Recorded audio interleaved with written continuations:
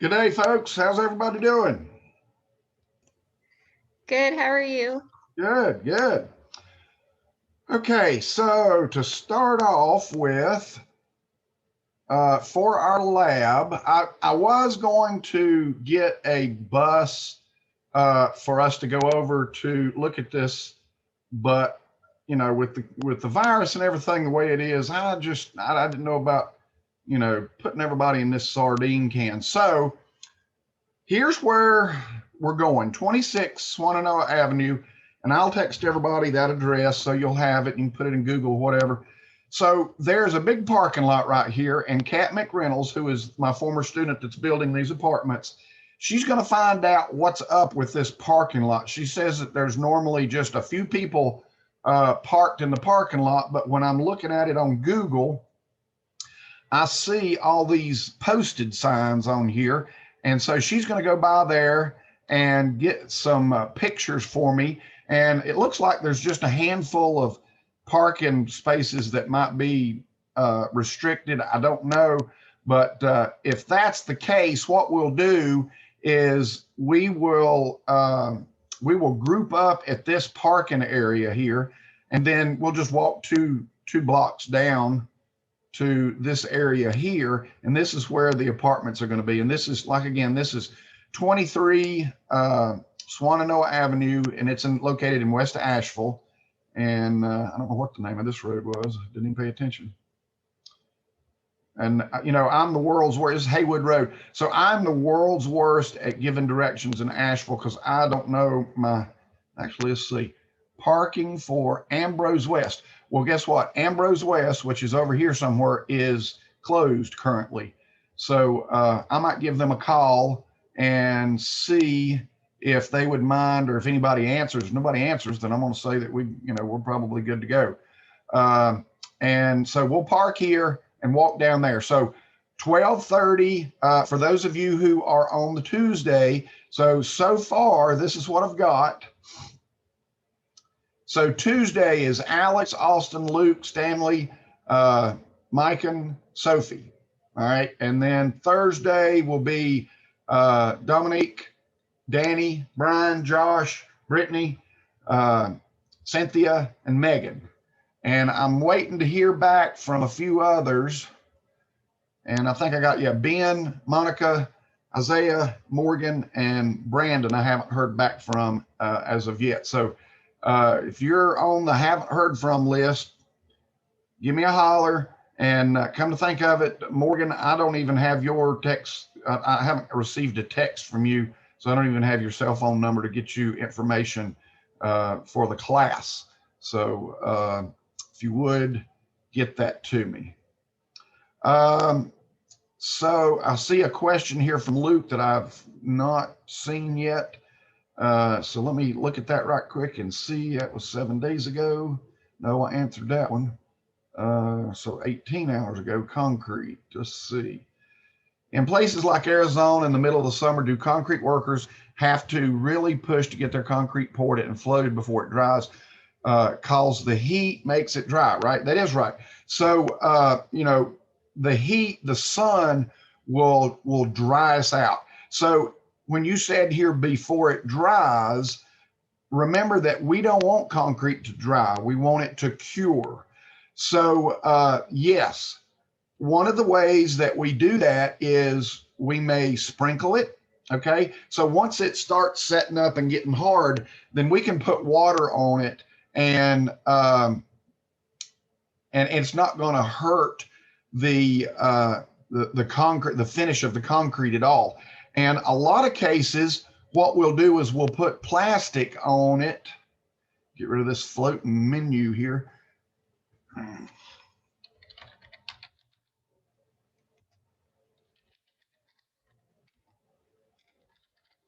We'll put plastic on it so that we can get that, keep that wet, just like that right there. We'll water it down really, really good with a hose or something. And then this is pretty much common practice throughout. So even in cold weather or colder weather, now, of course, when it's below freezing, we need to try to keep this above freezing. Generally, they'll put, you might see them put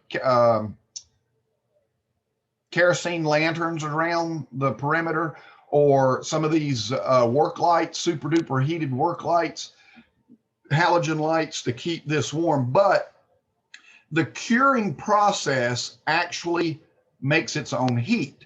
And so, especially in the summertime, out west, here in Western North Carolina, Seattle, Florida, New York, wherever, you know, if it's up into the 90s or hundreds, then this is definitely, we've got to put water on the slab, cover it with plastic, put water on top of that to keep the heat, you know, contained. We don't want it to get too hot. We don't want it to get too cold. Remember that 73 to 74 degrees is the optimum temperature for concrete to cure. So we don't want it to get too hot. It'll get brittle, and you'll have what's called sparring. See if I can find a picture of that, and I may not be saying that right. Nope, guess not.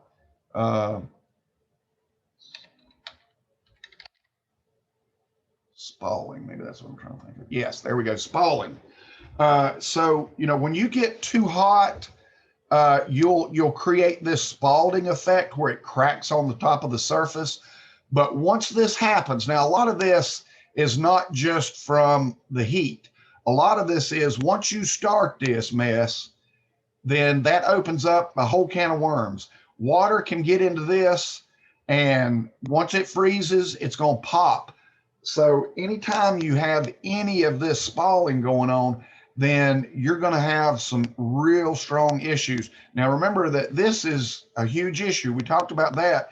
Whenever you get this going on and you've got your reinforcement being shown, you know, exposed to the elements, then we're really getting some degradation going on here, because we're lessening the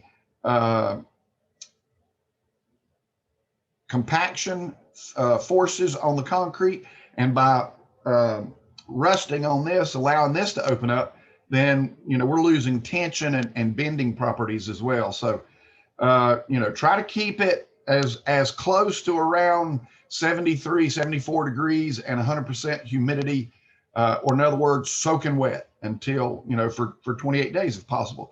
A lot of times when we're pouring concrete, if it's not going to be a huge wall or something that, you know, heavy duty something or other on there, generally the next day we can come back and we can start setting our block and stuff on this. It is going to be a little green. If we were to drop a block or a tool or something, that it's going to gouge it. So it's going to be relatively soft, but generally, you know, 7 days, this is going to be half strength, and we should be set and ready to go. There shouldn't be any issues after 7 days. Again, you don't want to bring no concrete truck or the block truck out there and park it on it, because you're really going to have some concrete cracks then. But for the most part, it's going to do okay with that. So I made myself a couple of notes as to stuff that I haven't gone over yet in masonry. And so the reason I want to take you out to this apartment is she poured the footings for 2 apartments. One apartment is in the process of being built, and it's really nice. As a matter of fact, let me open that drawing up and I'll show you what that looks like real quick. And a couple of things I really kind of want you guys to see while we're there, that we'll talk about later, but just for the sake of time, I don't want to have to go back.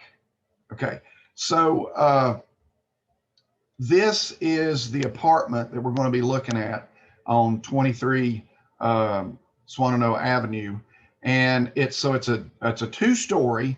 But what's really important here, so this is the other foundation. I'm getting ahead of myself.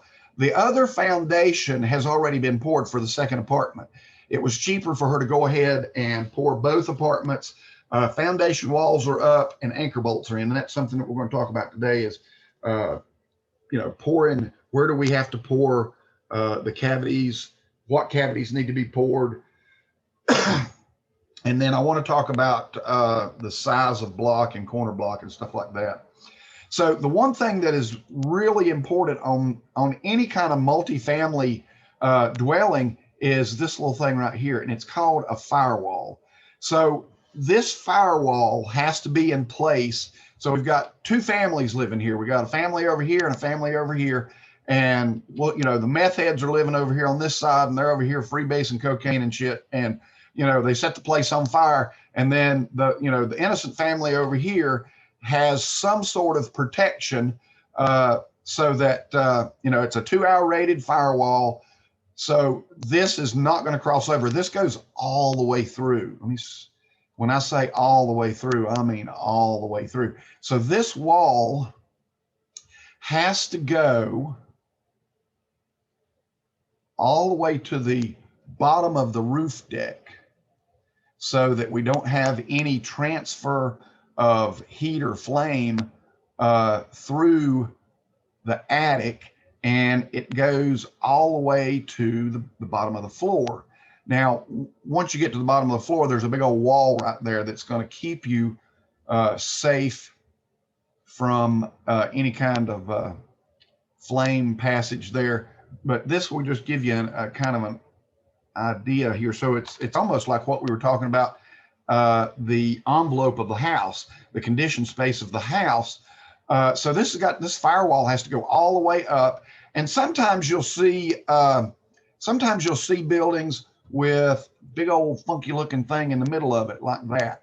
All right, and that is also a firewall. It's called a parapet firewall, and it sticks up above the roof and it's kind of ugly.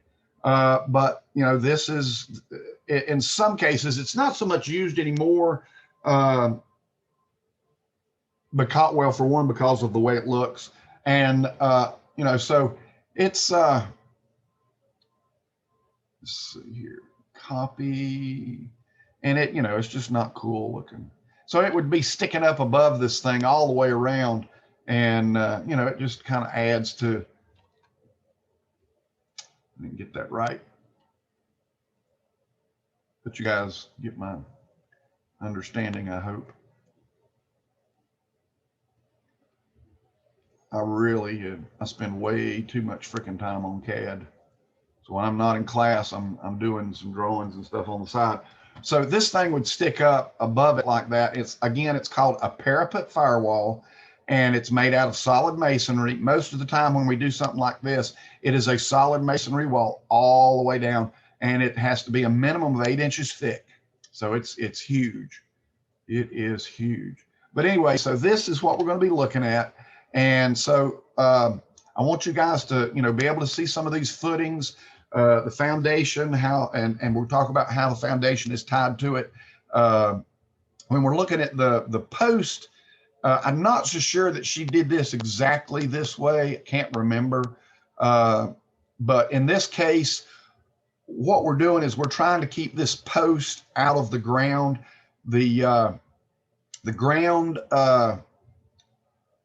just put a parapet firewall on the house, redoing into apartments. Also had a fire in one apartment, and the firewall contained the fire.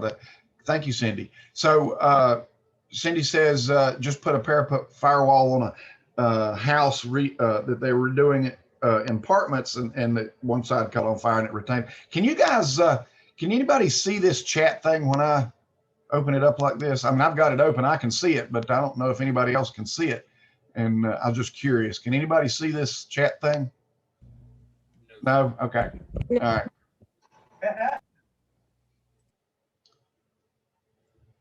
Okay, so in this case, like I say, I'm not so sure whether she had some questions about this. Can't remember. Her dad is a contractor doing the building, and not saying anything against contractors from the past, but sometimes contractors get stuck into, well, this is the way that I've always done it type of thing, and it works and they run with it. So this is something that's fairly new. You don't see a whole lot of these.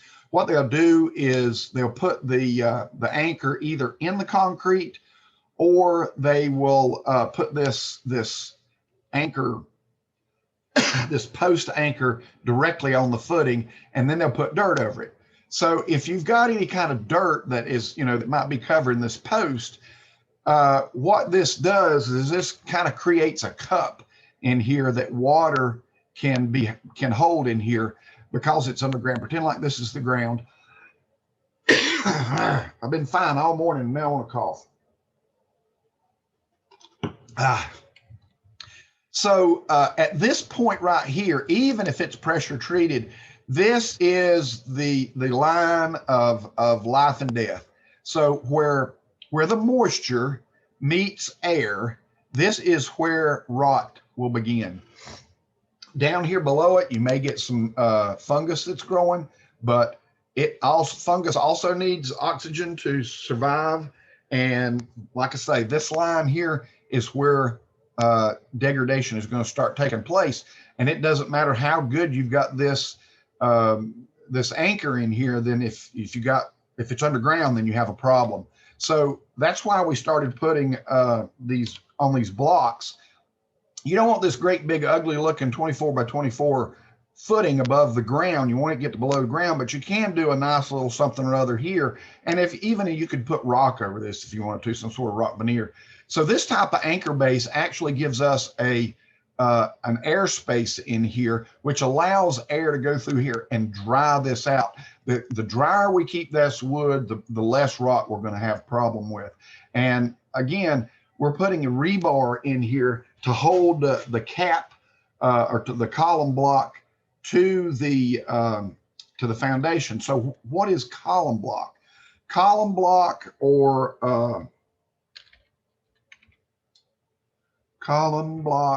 sometimes you can use, there's column block. Column block looks like this. Is just a great big, you can get it 12 by 12, 16 by 16. Most of the time I used to get chimney block or flue block. Maybe it's flue block it's called. I want to make sure that I don't get flue line or flue block. So what's sold around here looks kind of like this, a flue block. Actually, our flue block in this area actually has a little different design on it. And I don't see one that actually shows that very well at all. Let me just draw it for you. So in the flue block that we have in our area here is it has this little extra little tang on it on the inside of it. So you've got your flue block, and then we've got these. That's too close. We've got these little tangs in here, and I'm going to explain to you what that. So much like what we had in the flue blocks over there, it has that inner ring on it.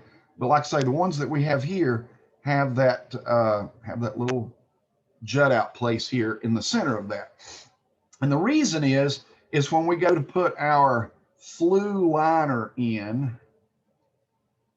So the flue liner is made of terracotta clay.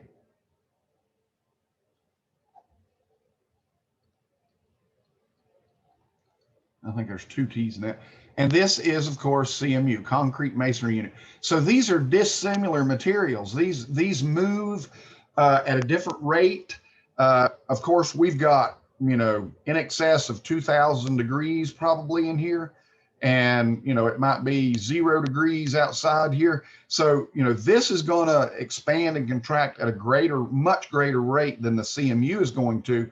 And so what these tangs are for is it gives you a little bit of extra support in here, but it doesn't really touch. If it's touching, you're doing something wrong.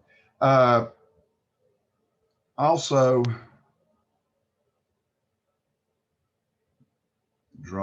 can't draw and talk at the same time. So terracotta, this is nice, pretty terracotta color. So this goes through inside of that. And again, it expands and contracts with the heat, but we don't want this to touch. As a matter of fact, we don't put any mortar in here at all. These caps are designed with a tongue and groove type or not tongue and groove. I'm trying to think of rabbit joint on it. Did I do that right? Okay, so when these go together, they actually sit on top of each other. Now, we do put some hydrostatic mortar in here to kind of help bond this. This mortar is like a fireproof mortar. It's specially designed for, you know, huge temperatures. And this is mortared together, but these are not mortared together. We can't do that. That's a big no-no. So this chimney liner here is actually completely separate from the CMU chimney that's going around on the outside of it. Like I say, these little tabs in here, they just kind of, they kind of help support it as you're building it. Hopefully you've got these together and they're not, they're not going up through there like this. That would not be cool, because if so, then we're going to have gaps in here, and then we're going to get, we'll end up getting fire into this area here, and that could be problematic because it's definitely going to cause some cracks in this concrete. And you start degrading this, and this falls down, then the only thing you got left is the terracotta flue that's up there, and that's just not cool at all. So we got to have the CMU is supportive of the terracotta tiles, if that makes any sense.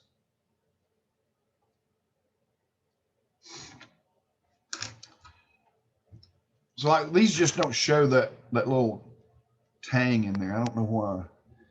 Let's see, where did I get to? Seems like I got off on a tangent here or something. We were talking about the apartment building. Okay, yeah, and the footings on that. So these other footings, go down here, these other footings are just standard spread footings that we've talked about. It has 2 number 4 rebars in it that run continuously all the way around it. They did not do this type of footing on the porch. I'm not sure which kind of way they went. So I've actually designed this as a monolithic type where it rests on the block. So the block is put up, and then this pad is poured between the footing and the foundation block. I think there was a greater height. In other words, the ground may have been down here somewhere, and they just had more height than what I was expecting on the job site, and then they done it a little bit differently there, which is okay. It's fine and dandy. So when we're talking about these type of footings here, this is much deeper. Does anybody remember where does this have to be right there? Where does that have to be, and how deep does it have to be as opposed to your finished grade? Can anybody tell me?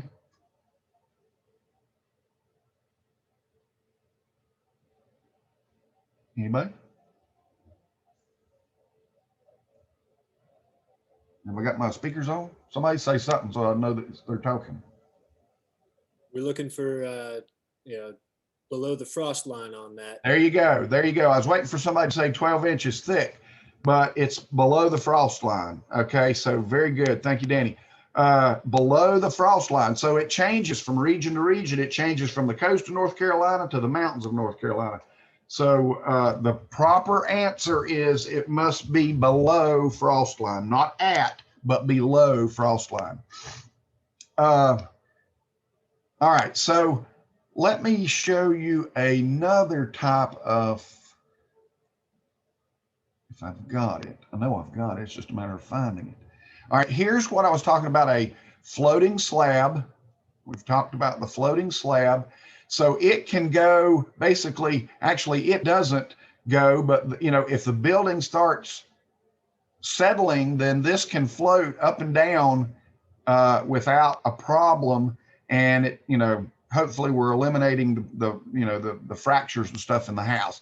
We're not talking, if this thing moves more than a quarter of an inch, something is wrong.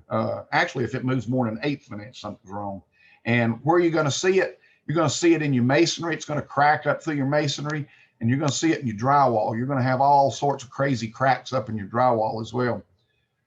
Here's what I was wanting to show you. This is what is known as a header block. And so a header block, and I'm going to show you a picture of a header block. Header block.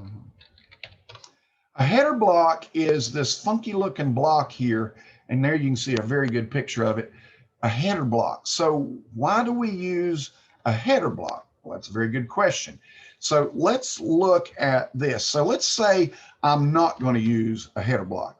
I'm going to use just a regular old block. And so I'm going to pour my concrete up to the regular block, and then I'm going to put my anchor bolts in here, and I'm going to hold this sill down to the top of this 8-inch block. See this? You're going to see that from right there. Actually, let's do it this way. From right there. Come on.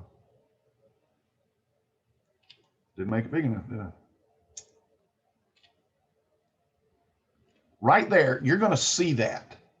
And so the webs of these blocks are about 1.25 inches across the top, maybe 1.5 inches. I'm sorry, I'm on the wrong scale here. That would be probably 2 inches on that scale. Yeah, so that's where the edge of this block is going to be. If we really look into a block, if we really cut into a block, and I just don't get that particular on these drawings, then that block kind of looks like that.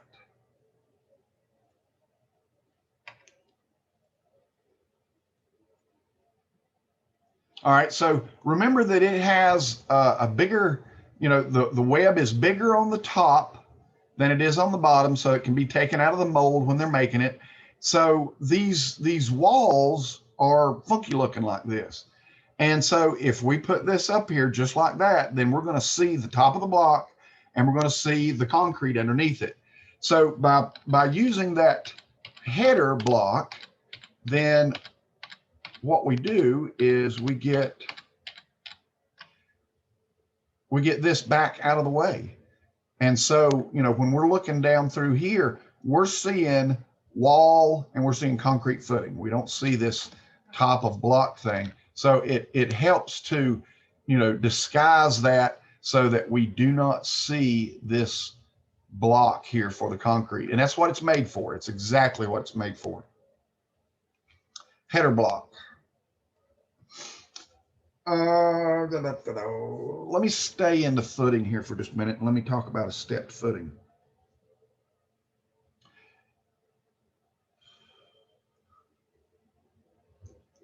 So we're going to build a house, and we have some land that's nice and flowing.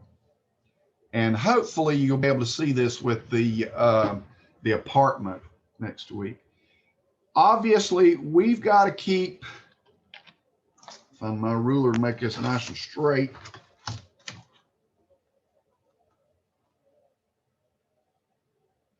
Dang it. We want that top of that foundation perfect. We want it nice and level so that the house is nice and level. We don't want a basketball to be running towards the back door. But because of our ground is at a different angle here, then we can do something called a stepped footing.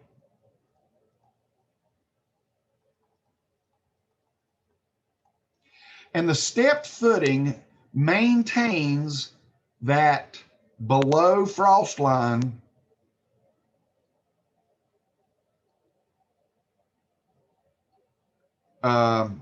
rule, but we can step it up. We can follow the ground so that we're not using a whole bunch of concrete and block or block. And we can do a nice job, even though it looks terrible, me and my drawings here. So what are the rules on this stepped footing? So how big is the face of a block, of a CMU. The face is, remember that we're talking about nominal, not actual. Nominal sizes is 8 by 16. All right, so this is 8 inches high with a head joint and 16 inches long with a, 8 inches long with a bed joint. I'm gonna get this right. And the head joint.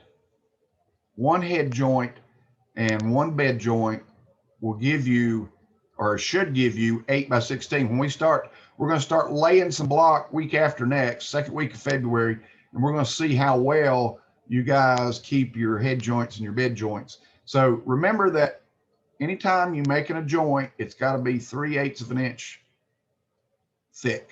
Okay, so there's the new rule. Roll your joints 3/8 of an inch. So this goes in a standard pattern with this size here. According to code, we have a maximum vertical height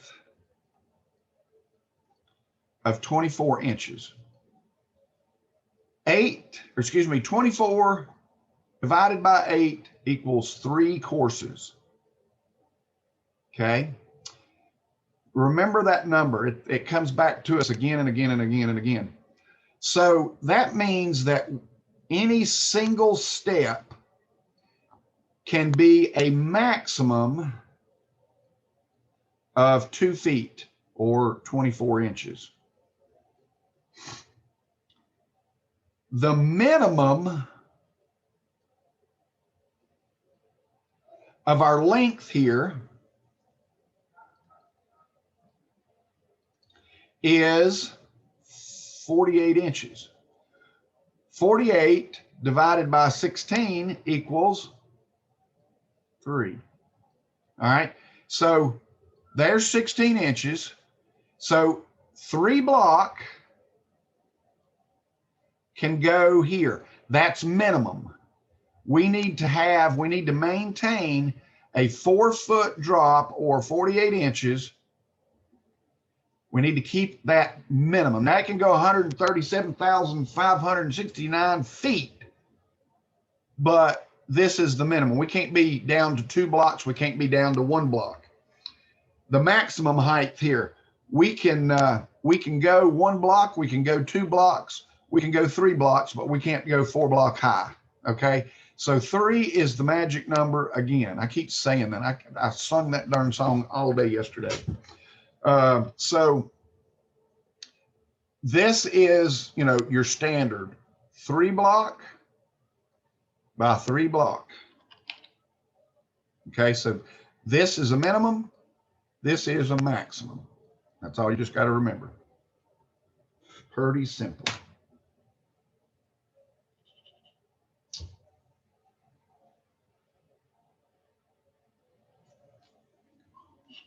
Cavity caps. So let's look up cavity caps.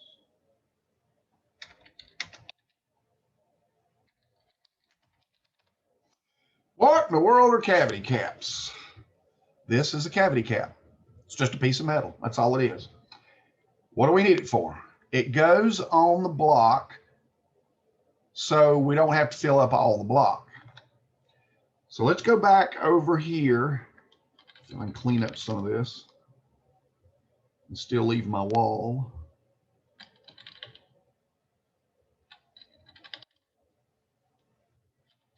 Okay, so we have to fill some of our walls. Now, depending on what kind of backfill we got, okay? So in other words, if we've got a basement and there's a ton of backfill in here, then, we're going to have to probably fill up this entire wall with concrete, make it all strong. But if we don't have but just so much backfill, and you can refer to the code book as to how deep it is, and after it gets over like 8 feet, I believe you got to call in an engineer, and he's got to just give you a stamped form that, you know, he's probably drew in 1947, and he's just been using the same drawing ever since. I don't know why, you know, they just don't make it standard. If you've got this type of soil, you got this much backfill, you do, and you got this size of a wall, this is what you do. Unfortunately, there's too many variables. Remember that an 8-inch CMU is the minimum type thickness that we can go with on a wall. So 12-inch CMUs are standard. 8s, there is a 10-inch in between it, but it's not used quite so much because it's not as standard as 8 and 12. So 8s and 12s are going to be your more readily available, you're going to most commonplace type CMUs that you're going to use. So depending on, again, how much backfill that we have, and the backfill is counted from the footing to where the end of the, or where the top of the finished soil is going to be, then we need to know how tall that is. And I'm going to give you an example. I'm pulling this out of the air. I don't remember what the code says, but I'm just giving you an example. So this may or may not be correct information. Without looking at the code book, I could not tell you. Let's say that I've got 48 inches worth of backfill. And so you're going to look up in the code book. As a matter of fact, let me just go to the freaking code book.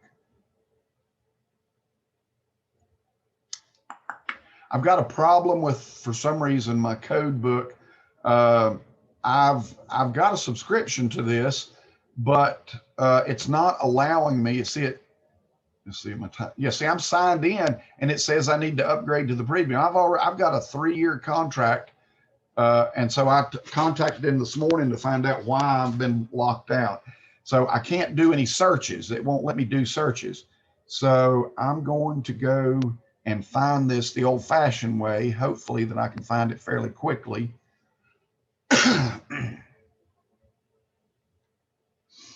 Bear with me. Actually, there's no way I can find it. Foundation. Go backfield. Backfield. Nope, I didn't have it.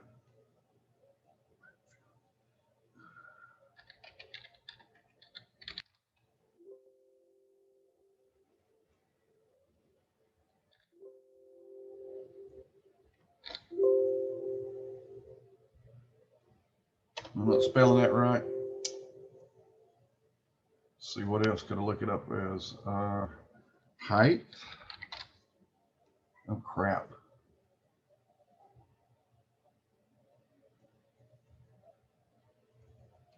Designs.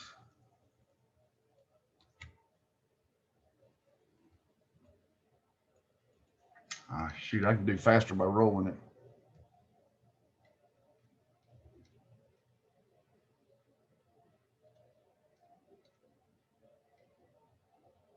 But it should be, that's means of address. We should be back into foundations.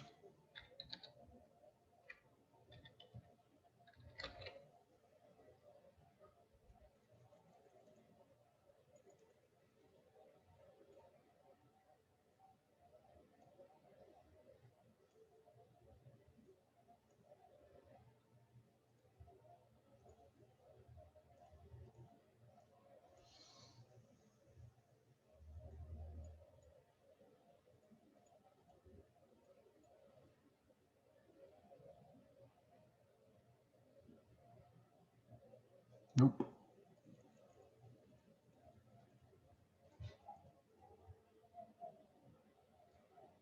Well, shoot, I can't put my hands on it right at the moment. I was in designs. Let's go to chapter 4.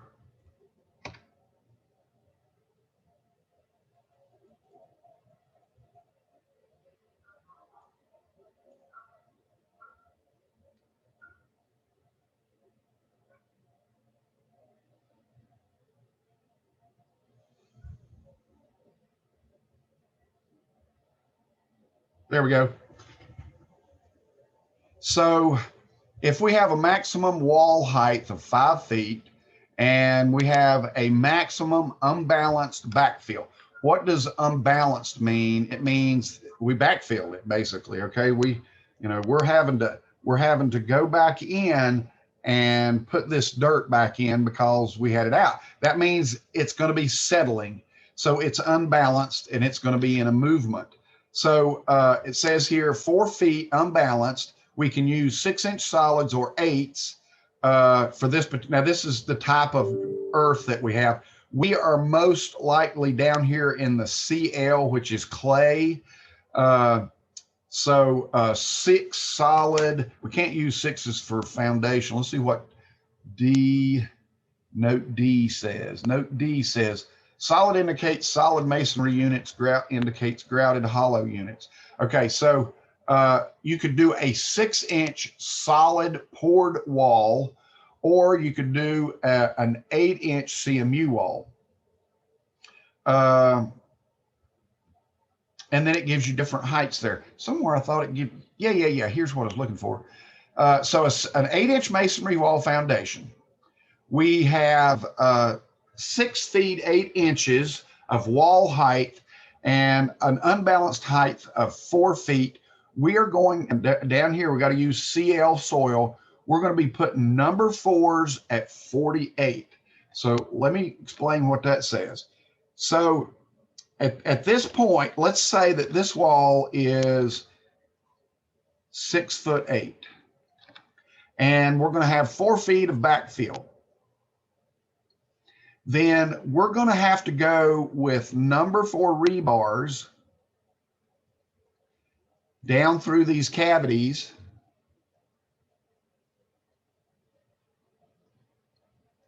And then we're going to have to pour these cavities with concrete. Let's do it a different way. We got to pour these cavities with concrete at, what did I say, 6 feet, 48 inches, 4 feet. So these are going to be 4 feet on center, all the way around, or, at least where that 4 feet of backfill is. If it changes and we've got more backfill, then we're going to have to go to number 6s. So we can do number 4 rebar at 48 inches at 4 feet and at 5 feet thick. Sorry. But we have to, when we go to 6 feet 8 inches, then we're going to have to go to a number 6 rebar, which is 3/4 of an inch. This is a 1/2-inch rebar and this is 3/4 of an inch. And then you can kind of see, we can go up to 10 feet with number 6s at 16 inches on center. After that, that's the end of this. Can we go to a 12-inch or 10-inch wall? Sure. These are the stipulations for a 10-inch wall and then a 12-inch wall. But still, when we get to 10 feet, that's the end of it.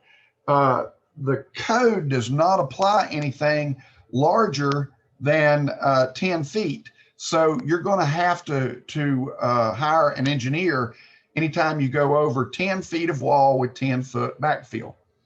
That's actually increased from when I was in business. It was 9 foot 4 inches, I think, when I was in business. Yeah, actually, it stopped right there. It didn't go on. It didn't take into the 10 feet at all. So then we're talking about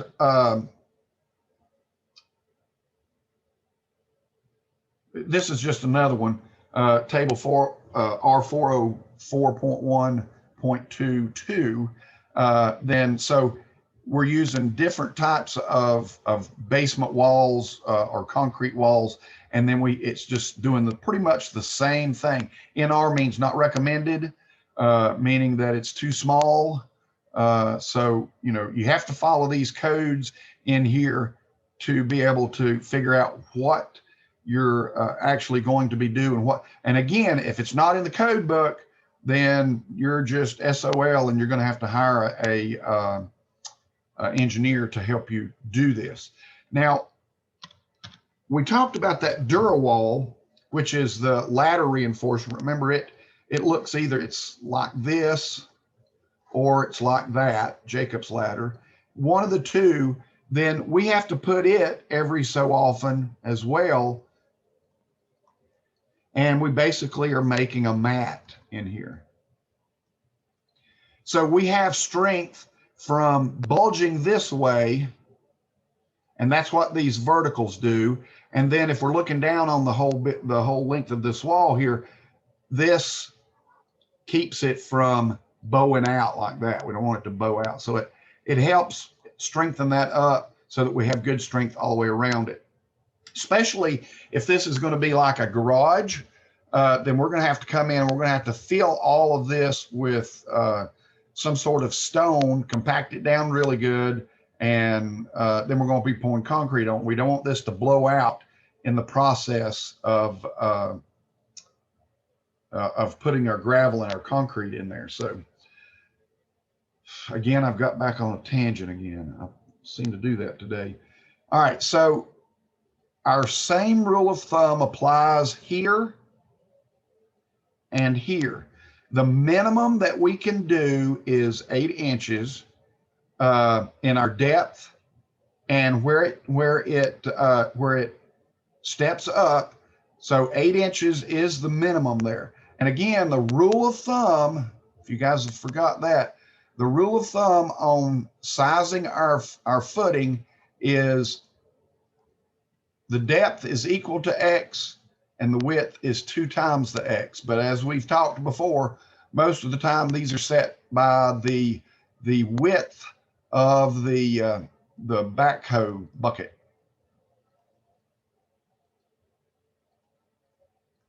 And most of the time that's 24 inches. 16, you can do a 16-inch footing, but if Leroy ain't got a 16-inch bucket, they're going to be 24-inch footing.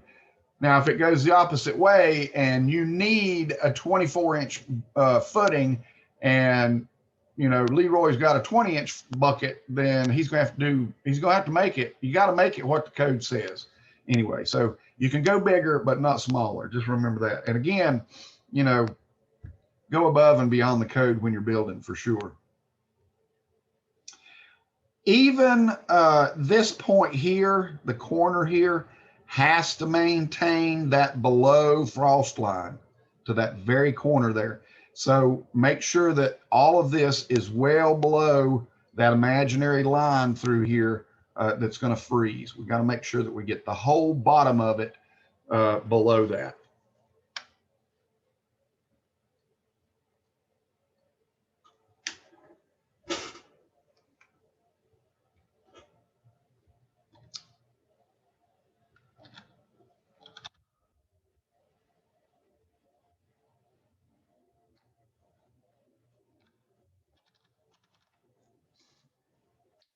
Now I remember what I was trying to get to.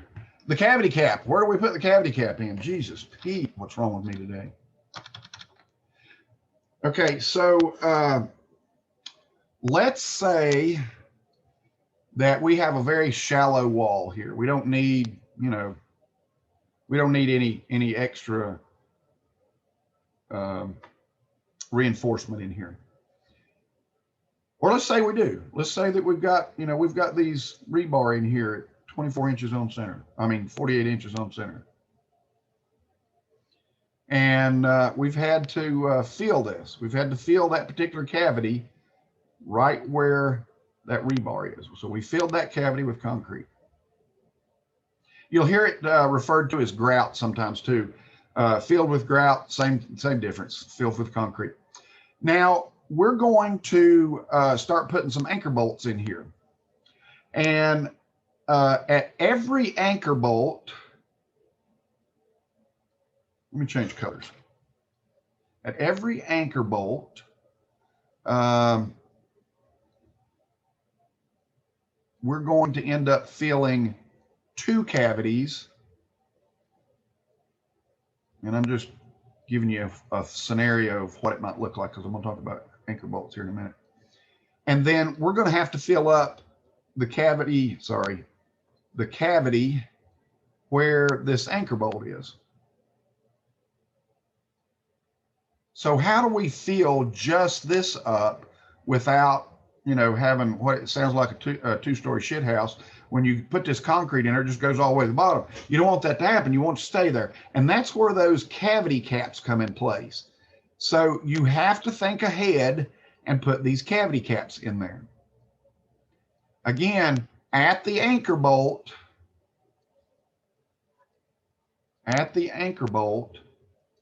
we need to have 2 courses filled, grouted. Okay, so now we've got a line from top to bottom at every 4 feet, we said, on center. And now we've got these, we've got to do the top 2 courses where the anchor bolt goes, has to be filled with concrete. So the code says that the top of the concrete must be solid. There's 2 things that you can do. Number 1, you can put a cap on it.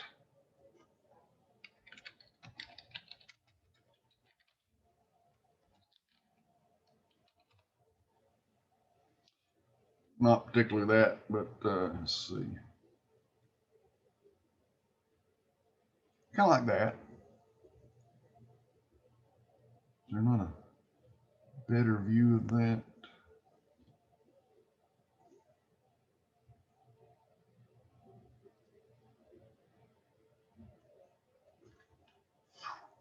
All right, so we could go through here with a cap block. A cap block is whatever size. If this is an 8-inch block, 8-inch CMU, then the cap block is going to be an 8-inch cap.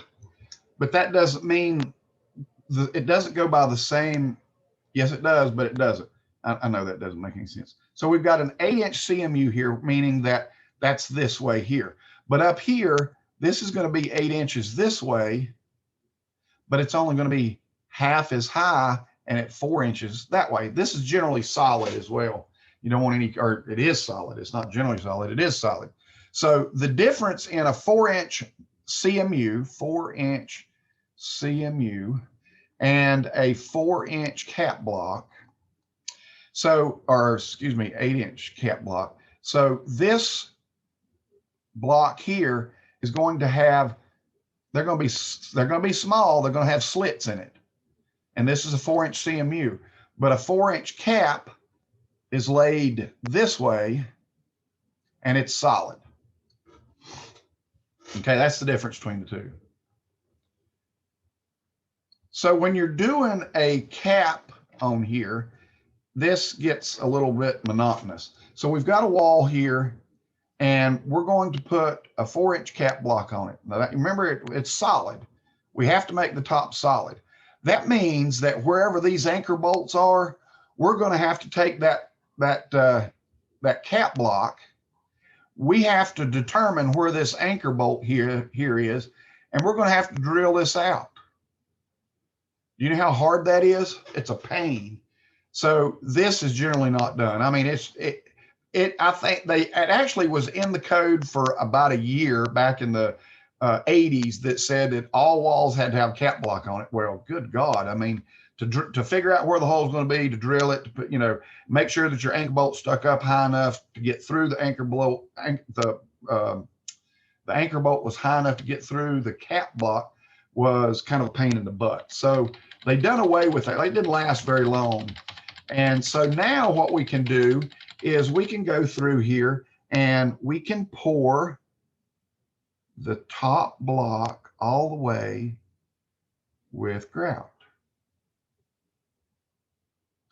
So in order for the concrete only to be up top, we end up using a cavity cap.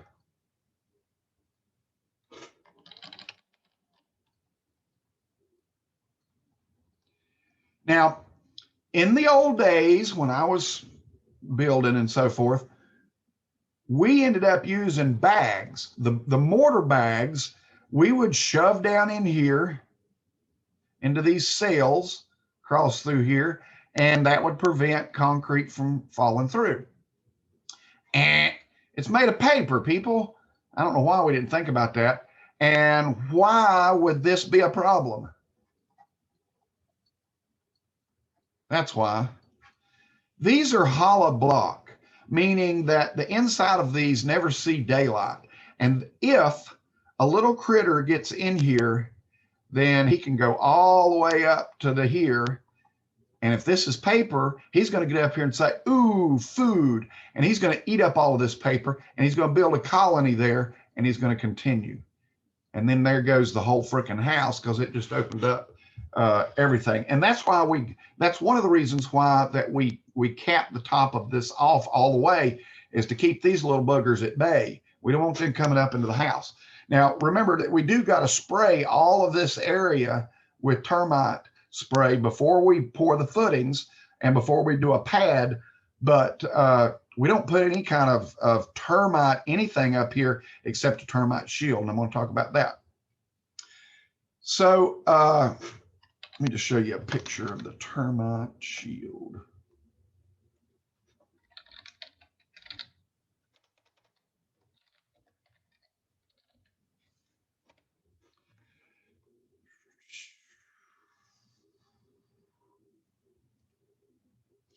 Here you can see the termite shield. It's not a very good picture. Here's another one. So this is a termite shield. So at the very top of our masonry wall, we're going to use some sort of metal or plastic up here to prevent them little boogers from climbing up here and getting in. And this needs to be turned out on this side as well. How far can a termite go? What am I trying to, tower, termite tower. Let's look at this. Now this will blow your mind. So these, of course, these are not around here. These termite towers are somewhere like in Africa or somewhere like that. But let's look at here in America. We can very well get termite towers in here in America. All right, this is a termite tower, and this is on the inside of the house. This is a crawl space, and they build these towers that they are nocturnal type insect, meaning that they like darkness. Sun will kill them, and so they build these little tunnels so that they can climb. And I've seen some better pictures. Let me just change that word around. See if I can get any better. Yeah. All right, so what's happened here is they've built this tunnel. Maybe they've probably built this tunnel over here, which is right up against the wall. They've got up into the wood, and now they're pulling the tunnels back down so they can get more of their people up there. More of their people. Or their colony. There's a massive one. Now we're getting to some more. I've seen these. I mean, this is very, very common in some of the older houses, especially. This probably is on a deck. And so, you know, if you have presence of water, you're going to have presence of insects, especially in the South. I mean, we're inundated with them. So insects is a huge thing that we've got to deal with. But anyway, when we put that termite shield on there,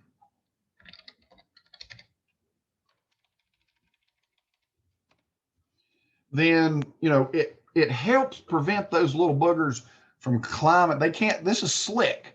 They get up to this point underneath, and they can't make this turn to go back down and back up again. So it's very, very important to put these on even the smallest pieces of foundation so that you don't have anything. Now, where, you know, when do you have to put these? So termites here around us, they can build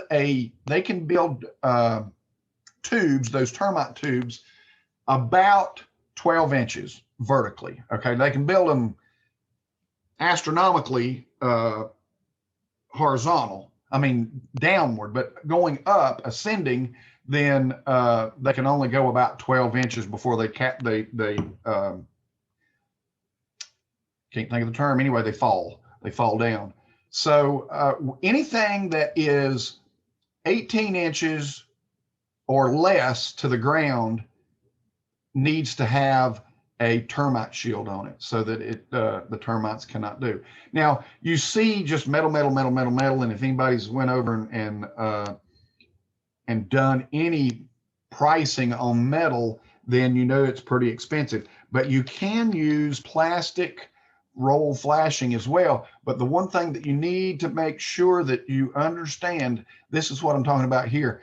There is a matte side and there's a gloss side. And you need to make sure that the gloss side is down. If you got the matte side down, that old termite's going to go right down it and right back up, and it ain't going to slow him down at all. But if you got the gloss side down, they can't get a grip on that, and that's okay. But now you got to make sure that that is done, and the bill inspector is going to check it. So if you get it wrong and you get the matte side down, he's going to make you take it off and do it again. The metal is the best way to go because it's slick on both sides. And but like I say, it is more expensive. I use plastic here at my house, but I just made sure that the slick side was down.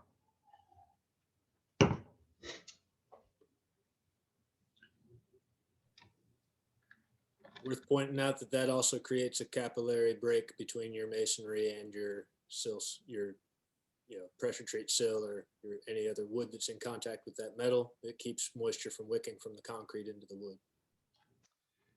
Yes. And that goes to my next point. Sill. So sill comes in a big old roll like this. It's very inexpensive. And it goes on top of the termite shield, but be below the mud seal. So in this case here. So when you crank down on the anchor bolts, then this is going to make an airtight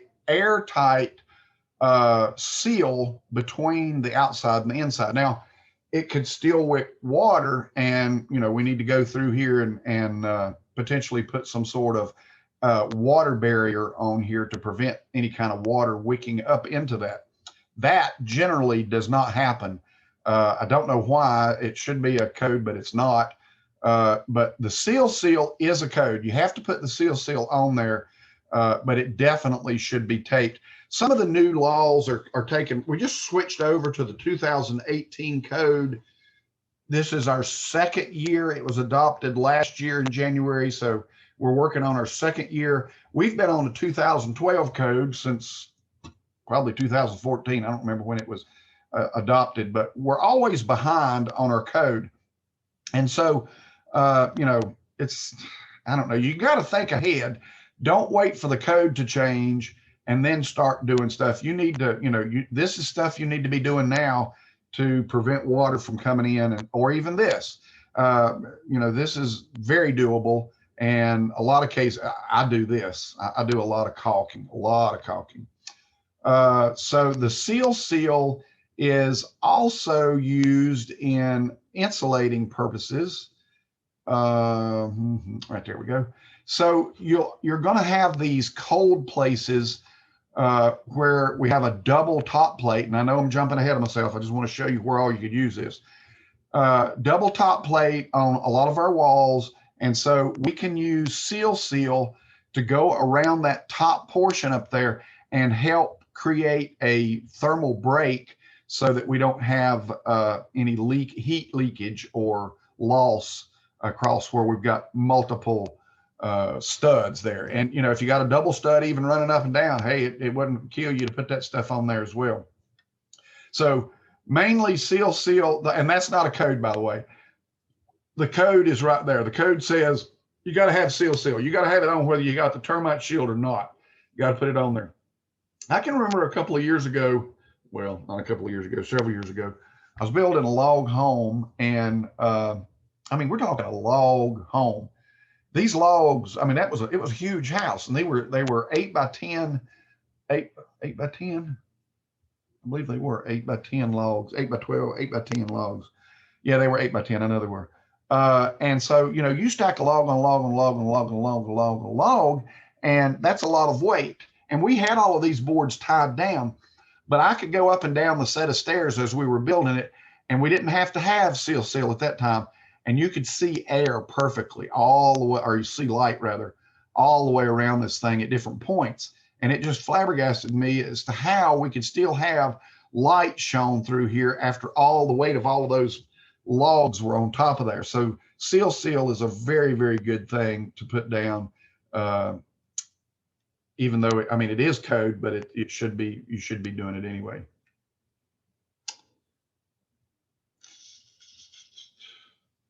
So let's talk about anchor bolts. Let's talk about anchor bolts, and I can spell anchor bolts. So this is an anchor bolt, otherwise known as a J-bolt. And the anchor bolt is adheredly very, very necessary for the house. And let me explain to you what I mean by that. Go the other way.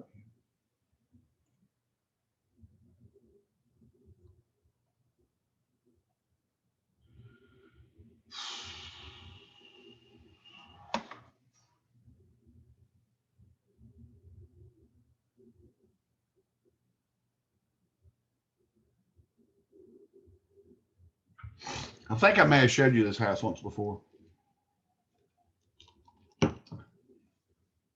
So here is the top of the wall to a house that's up on the mountain behind me here. And they chose to use a cap block on there. But there are no anchor bolts at all in here. So this house was deemed dangerous. Okay, it was condemned, and they required them to take it down.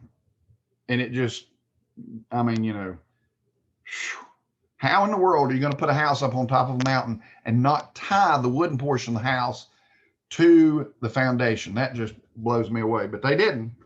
It was not tied to it at all. So that's where the anchor bolts come in. So anchor bolts are super important to tie the building to the, or tie the wooden structure of it or metal structure to the foundation. Real quick note, remember I was talking about the other day when they set these, set your columns, steel columns on different bolts, and you can adjust the bottom bolt. That's what I was talking about right there. Okay, so these anchor bolts, there's certain anchor bolts that you can use. These are the most preferred ones. These are sometimes we've referred to them as red heads, can be used. Another type of anchor bolt that can be used is this type, not that type. Yeah, this type. All right, but it's set into place with epoxy. Let's see if I can show you a different picture of that. I was seeing one earlier. That one right there, red heads. So this is, you know, these are usable, but you basically use these with epoxy. You drill a hole a little bit bigger, put epoxy in there, and it holds it down. What you can't use is the lead type anchors. Lead anchors. So these have been used for centuries, but they're illegal now. You can't use those because any movement from the house, and trust me, a house moves. Anybody that's ever had a house, a new house, ever moved into a new house and listened to the cracks and the pops of it settling in that first year, you understand. I mean, a lead anchor is going to give way. It's going to be moving so much that it actually degrades the lead, and the thing will pull out. So you can't use any kind of lead anchor for those. Even these drive pins, the drive pins need to be zinc rather than lead. They really frown on lead anchors. This would be used when you're putting a 2x4 directly to concrete, and I kind of showed you that a minute ago, I thought. So in this, let's say for instance, we didn't get this anchor in the right place, or maybe we forgot the anchors totally and completely. We can actually put those drive pins in there after the fact, but they have to be zinc rather than lead. So those are, and you definitely can't put the plastics in. No plastic at all, none, period.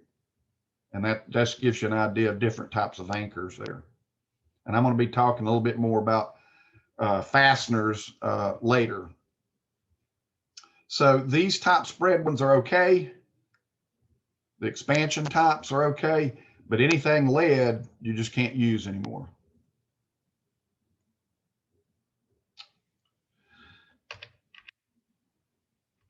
Real quickly, another thing we can't do is we cannot bear our wood beams on our masonry where we have a fireplace. All right, so there has to be a 2-inch air gap all the way around this fireplace, and putting a beam through it is a big no-no. You can't do that. Another thing that they did on this house wrong is they didn't have pressure treated wood going into the masonry.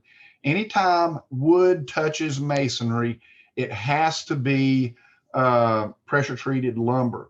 And so another thing, when you're setting these beam pockets, what we have to do is we have to put a bed of non-shrink grout right here. Now that's a big famous word now.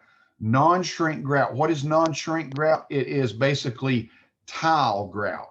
Okay. The same type of grout that you use to put tile work down with is non-shrink grout. So we've got to make a bed all the way back through this wall here of the non-shrink grout for this, and it's got to be pressure treated, or we have to put a pressure treated block in here, and then we can do non-pressure treated. We can get rid of this if we got the pressure treated here. We've got to maintain a 1-inch air gap all the way around this so that air gets around this and keeps it nice and dry. Notice another problem here. See where they put the joint on this? That's a huge no-no. There better be a post under this thing if you're going to do a joint like that. So this is, I mean, it's worthless. This piece here is actually maybe doing a little bit of anti-deflection on this one, but for the most part, it's more of a hindrance than a help. So always make sure your joints fall on top of that. I'm getting off topic again, so I don't want to get into. We're going to get into we'll get into woodwork later. Make sure that I've talked about all of these. There goes you another picture of that beam pocket there. And what they've done, they tried to lift it off of the wall with a metal post there. Afterthought. Yeah, I think it's done. Okay, so let's talk about anchor bolts. The anchor bolts, the J bolts that I was talking about, there is a pattern that must be adhered to when you're doing these, and the code pretty much defines this. Now we were set. You remember how you see how I was kind of setting them kind of funny? 1 2 2 1 2 1 2 1 1. What was I trying to do there? So if we're looking, and so anytime you're doing estimation, it always works out better. Anchor bolts are placed less than 12 inches from the end corner of the wood. Let's say of the mud seal. Let's call it that, mud seal. They got to be they got to be less than 12 inches from the ends corners of the mud seal, and they have to be less than or equal to 6 inches on center. So we're looking down on a wall.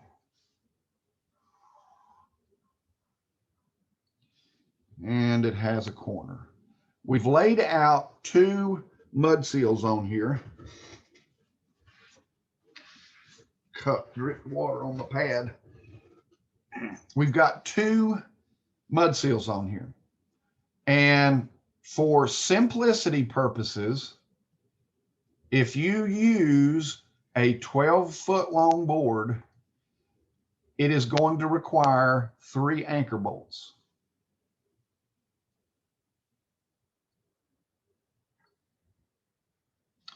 So the 12-inch, less than 12-inch end or corner is just that. This has to be less than 12 inches. You can't go more than 12 inches here or here. Has to be within that. And then this distance here is 6 feet or less. Okay. So by using a 12-foot long board, then again, a 12-foot long board is going to equal 3 anchor bolts. So that's an easy way to figure out, you know, your estimation. How are you going to estimate your anchor bolts and everything? So if you just, you know, you take your perimeter of your house and you divide it by 12 feet and then multiply that times 3, then you're going to equal the number of anchor bolts you have, or the number of anchor bolts you need. I always add extras, but for the most part, that's what you're going to end up with. Anchor bolts need to be set into the concrete a certain distance so that you and I'll tell you what, I've oh my God, how many times I've done this, I do not even know. So here's the top of our foundation wall.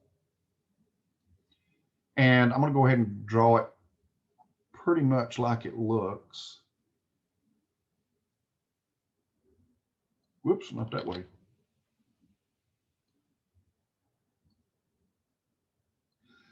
So this is the block itself.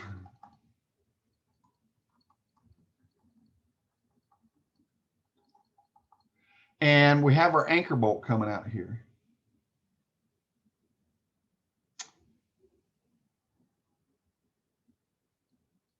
And then, of course, we're going to put our mud seal on top of that. Oh, forgot something. We're going to put our seal down. Then we're going to put our anchor bolt, our mud seal in there. This is our mud seal. I don't know how many times I've set these in place, and I've had so little threads here that I'm having to go back and cut some of this out. Now, sometimes that's a good thing. Let's say, for instance, we've got a wall here. So I'm looking this side of the wall. There's my mud seal. And then I'm going to have my floor joists coming on here. There's nothing that pisses me off more than to get to putting your floor joist on there, and you got to go back and cut out for that dang anchor bolt that's there. You've hit that anchor bolt perfectly on there with this, and you just got to cut out a little notch to go around it. That's all there is to it. So in one way, I like to have them recessed, but it weakens when you put this bolt down here. You've got less wood down here. So there's a give and take to that. So if I don't pay close attention to this, I don't have enough room to start the nuts on here after I put the washer on, because there's got to be a washer and then they've got to be a nut. Boy, it's a sorry nut. All right, so both of these, this has got to go on first, and then this goes on second. And if you don't get enough height on this, then you're going to have a problem. This mud seal here has to be pressure treated. Now, it's supposedly not touching the masonry, but the code calls it out, plain and simple. Mud seals must be pressure treated. Now, let me let you in on a little secret. Pressure treated wood most of the time is 100% moisture content, meaning that they've taken this piece of wood and they've put it in a kiln, they've taken all the moisture out of it, and then they're going to put poison back into it of some sort. Okay, so they're going to pressurize this. So when you get it buddy, it is 100% moisture content. That means that it is not necessarily going to be 1.5 inches. Most of the time it is more, and it's more like 1 5/8 inches, and I've actually seen it as much as 1 3/4 inches. Now, after it dries out, it'll shrink back down, but there is the discrepancy on this here. So if I've got this piece of wood and I've set all my anchors for the 1.5 inches, I'm 1/4 inch, I've got nothing. So be real careful there when you set your anchor bolts. I like to have the wood on site. I'm going to measure this. I'm going to find out what this is, and then this is going to be at least 1/4 inch higher so that I can hit that. Now, unless I countersink, like I say, I generally don't countersink. It takes a lot of time to countersink all that crap. How do you determine where these anchor bolts are? So we got our wall, we're looking down on it.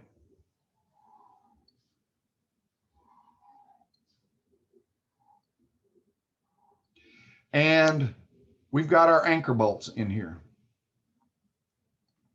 They're already in the wall. But we've got to drill a hole in that piece of wood. I've seen 1,000 different methods to do this. I've seen put the board up there beside of it.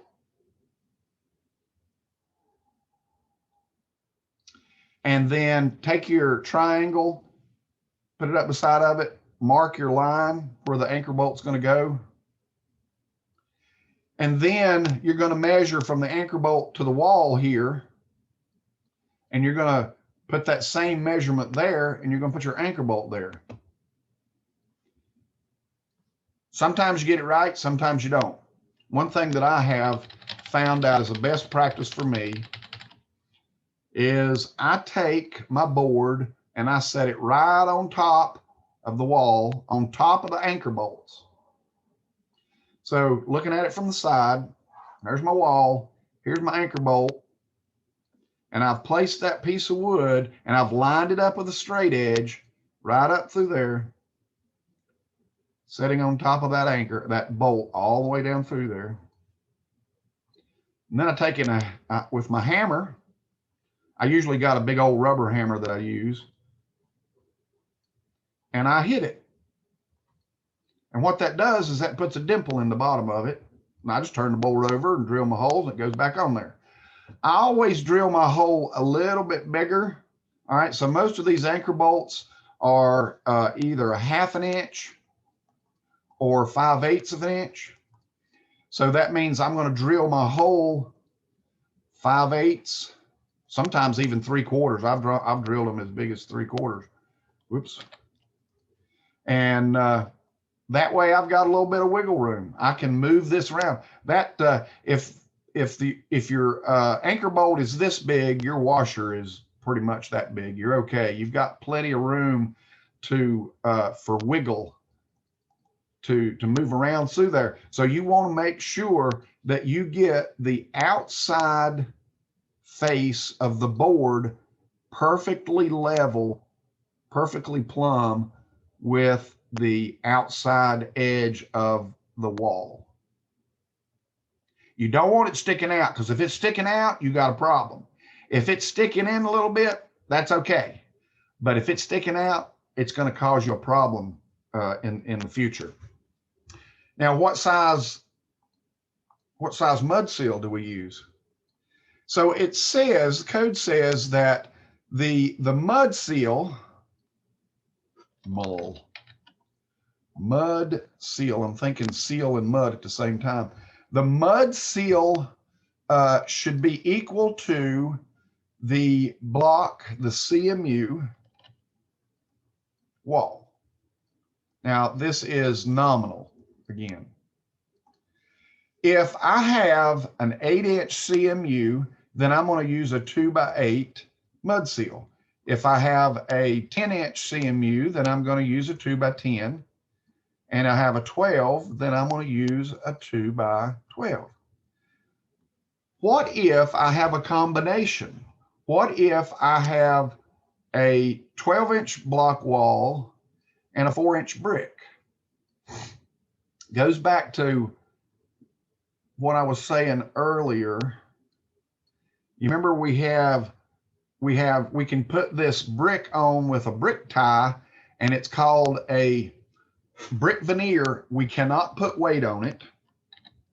Or we use Durawall or ladder reinforcement, and then we can put weight on it. Anytime we have a scenario like this, we're going to end up with about 12 inches plus actually, let me go back and say that again. 11 5/8 plus 3 1/2 plus 1 inch airspace. So let's see what that counts for. 11 5/8 plus 3 1/2 plus 1 inch. That gives us 16 1/8 of an inch there in total width. So obviously, unless we go with a LVL, 12 inches is going to be the biggest that we got. By the way, just let me remind you that all of this has to be pressure treated. Every bit of it has to be pressure treated. If we use an LVL, the LVL has to be pressure treated as well. So when we're doing something like this, we have to have 2 anchor bolts that's going to be in here. We have to plan early for that. Make sure we get it high enough. And then we can put a combination of boards on here.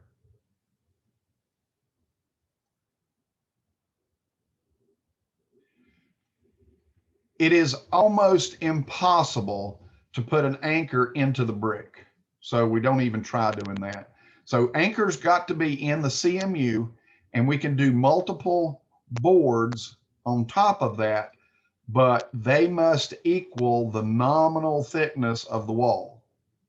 Okay. And when I say nominal, remember that actual, this is 7 5/8.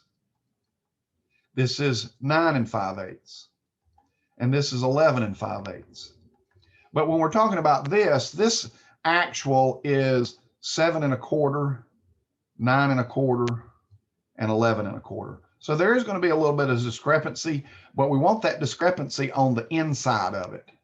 All right. If there's going to be any ledge, it needs to be on the inside of the building, because we don't want to catch water when it rains, and we want this to be nice and flush as flush can be, so that when we put any type of finish on here, then it's going to bypass that mud seal, and it'll hang over on the wall. If we don't put anything on the wall other than stucco, then we're, generally this is going to drop down past the mud seal about 1 inch, and that's going to be this, it's going to be done deal. Brick, of course, would go all the way up. And then if we put rock on here, then we're going to have some sort of transition piece on here to keep water from getting behind the rock. So wherever this siding ends, we're going to have a transition, and it can be rock. And then we're going to have, then we can do our stone on the side of that underneath the transition. Okay, it is 2 o'clock. Let's take a break, and then we're going to come back, and I'm going to talk about estimation of masonry.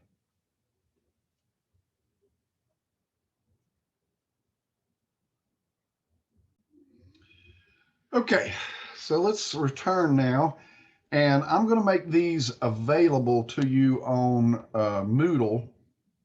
So I've made some estimating little handouts that I use in my estimating class that I'll make available to you guys as well. But so I want to talk about how to do estimating when we're estimating concrete footings, masonry, total completely. So one of the things is we've got to know what is going in to our concrete wall here, to our foundation. What size is the footing that we're going to use? What type of rebar is going to be put in? what type of walls are going to be put in, and all of that stuff. And we start creating a list, kind of like an ingredients to a recipe that we're going to need. And then in this particular case, in part one, the estimating is the footings. So we, the first thing that we want to do, well, I was going to try to get this bigger, but it's not going to do it, is it? How do I do this? Zoom, zoom, zoom, view, 100% fit. There we go. So one of the things that we want to do is we want to figure out our perimeter. So when we're doing our perimeter, it's relatively easy to figure this out. So when we're talking about the building, and we're just going to keep it simple, and we're going to say it's 50 foot by 25 foot. All right. So the wall is going around. And so when I say the perimeter, I'm talking about the longest pieces. And yes, we're going to be counting some of the corners twice, and that's fine. And what I mean by that is, when I'm counting this 25 feet down through here, I'm counting it all the way to the outside. But then when I count, the 50 feet, then I'm counting it all the way to the outside, and there's going to be an overlap in there, and that's okay. I promise you, when you pour concrete, it's going to disappear, and you have no clue what's happened to it at all. I mean, it just, most sites, we want to make sure that we definitely order more. I had a problem where I was in Cane Creek, and Cane Creek is in Rutherford County, and it's about 45 minutes, probably about an hour away for a concrete truck. Let's say it that way. And so we had a large pour that was supposed to have been, I estimated it at 17 cubic yards. The finisher guy, he estimated at 17 yards. Even the concrete company estimated at 17 yards. So we got to pouring, and I don't know what happened. The inspector had already come through there. Everything was good. We had to gravel everything in. We ended up using 41 cubic yards of concrete. Now that's an extreme case, and dear God, I hope it never happens to anybody else ever again, but that just killed the whole job right there from the get-go. So one of the things that had happened was we dug out, it was a monolithic slab. All right. So the slab was going to go through here like that. So we cut this out. And so over here, basically, we're supposed to put gravel. We don't have to have gravel here, but we do here. Well, what happens is that gravel falls in. Well, we dug all of our digging, and some of it it didn't rain. And so this fell off and fell into here. We had to go and dig all of this out. So it got bigger and bigger and bigger and bigger until we ended up with just an unbelievable amount of yardage that shouldn't have been done. I mean, this was one of the first houses in my building career. So, it was a huge mistake that I don't ever want to have to make them again. So count it, and double count it, and add a little bit more, and you figure it up that way. So one way to figure up our perimeter is, of course, we can say 50 plus 25 plus 50 plus 25, or we can say 50 plus 25, and that answer times 2. All right, so basically we just figure out this one side and this one side, and then multiply it, and we end up with our perimeter totally and completely. So in this case, we can add this up, and we're going to end up with 75 and 75, and that's going to give us 150 feet. And that is the perimeter. So next, we need to look at the thickness of our footing and the width of our footing. I'm going to make it simple, and I'm going to say it's going to be 12 inches deep by 24 inches long, or 24 inches wide. So I already have feet here. So remember that we're trying to find out volume, and volume is equal to 3 different dimensions. And in this case, we're talking about feet. And if we're multiplying, then we're going to end up with feet cubed or cubic feet. And then we're going to switch that over to cubic yards. But first of all, we've got the first foot out of the way. All right, we've looked through this. We got that first foot out of the way at 150 feet. Now we need to find out, well, what is the width and the depth of our footing? Well, we have it right there. Our depth is 12 and our width is 24. We need to put this in the same units. This is inches, by the way. So we need to put this in the same unit. So we've got 150 feet times 2 feet times 1 foot. All right. So that's pretty easy. We can do this math with our head. 150 times 2 is 300. Times 1 is 300. But instead of cubic feet or square feet, it's going to be cubic feet. Now we have 300 cubic feet. So concrete is sold in cubic yards. And let's think about a cubic yard for a minute, not to be confused with a football yard. All right. So we know that a yard is equal to 3 feet. But let's look at this as a Rubik's Cube.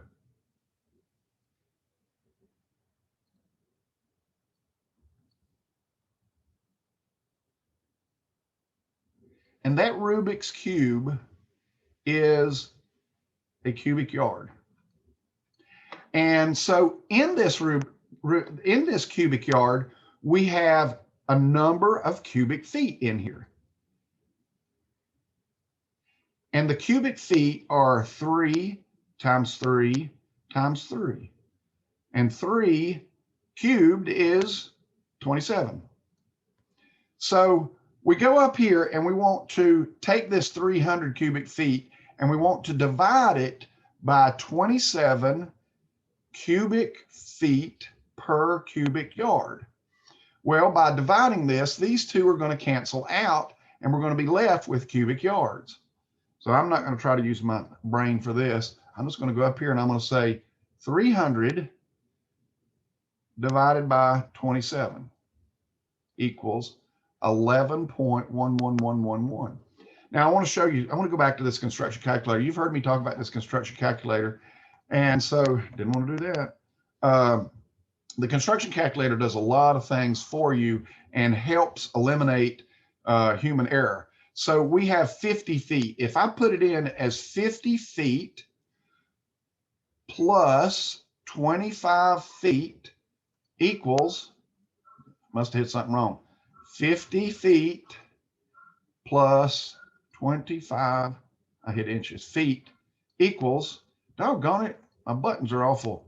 50 feet plus 25 feet equals 75 feet. Now, I just said that, we can take this and multiply it by 2.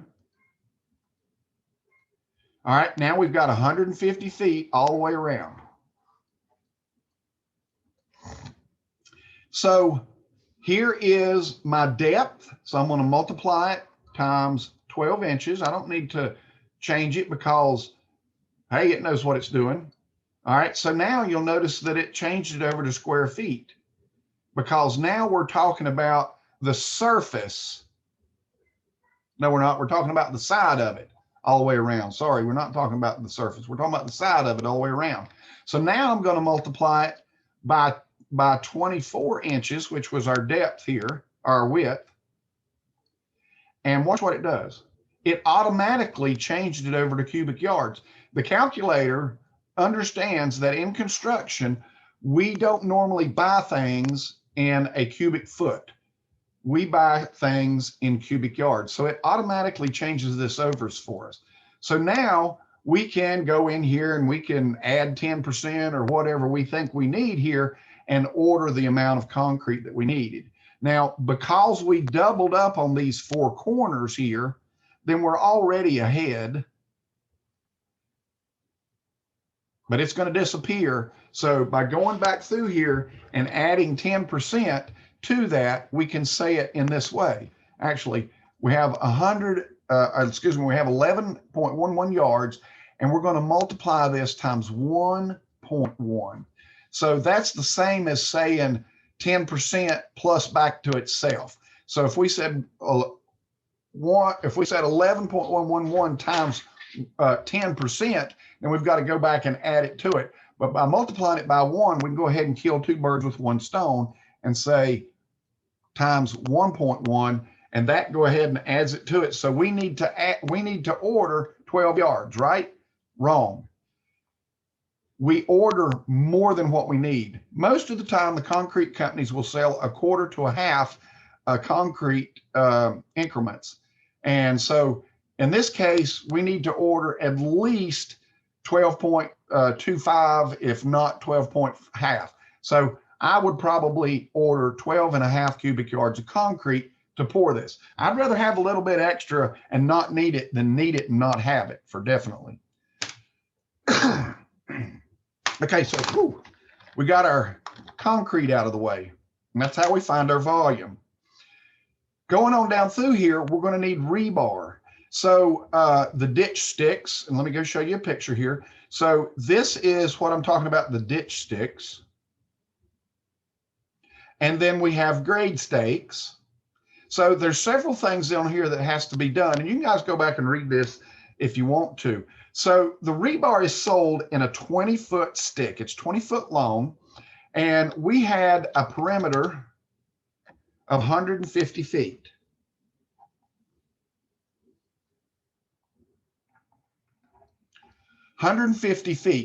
And because we had 2 sticks going around through here, then we need to double this. Don't go in through here and say, oh, okay, well, this is shorter than the other one. Go ahead and go to the outside of the outside of the outside. So we've got 2 sticks going all the way around immediately times 2. All right. So 150 feet times 2, we're back to that magic number of 300 again. Well, 300 divided by 20-foot long sticks is going to be, and I could probably do this by mind, but I'm not going to.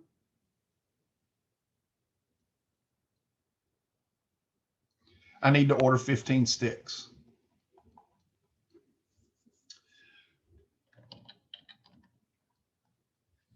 You need to account for overlap on that too, to wire them together and turn the corners. Yeah, you should, and I didn't talk about that. Let me see if I talk about it on here. I think I do, maybe. Add for ways. No, I didn't talk about that. Let's go back and talk about that. That's good. That's a good point there. So when we're these are going to pass over, but we took this number. We took the 150 all the way around. So we were 25 and 50. So these are going to overlap at this point, and that's okay. But now here in the middle, especially here, okay, we're going to have 20 foot plus a 5 foot piece here. So I'm going to have 2 pieces going around through here. Because there's a little space here, I can move. But how far do they overlap? That's a very good question. In most cases, we want this overlap to be 15 times the diameter of our rebar.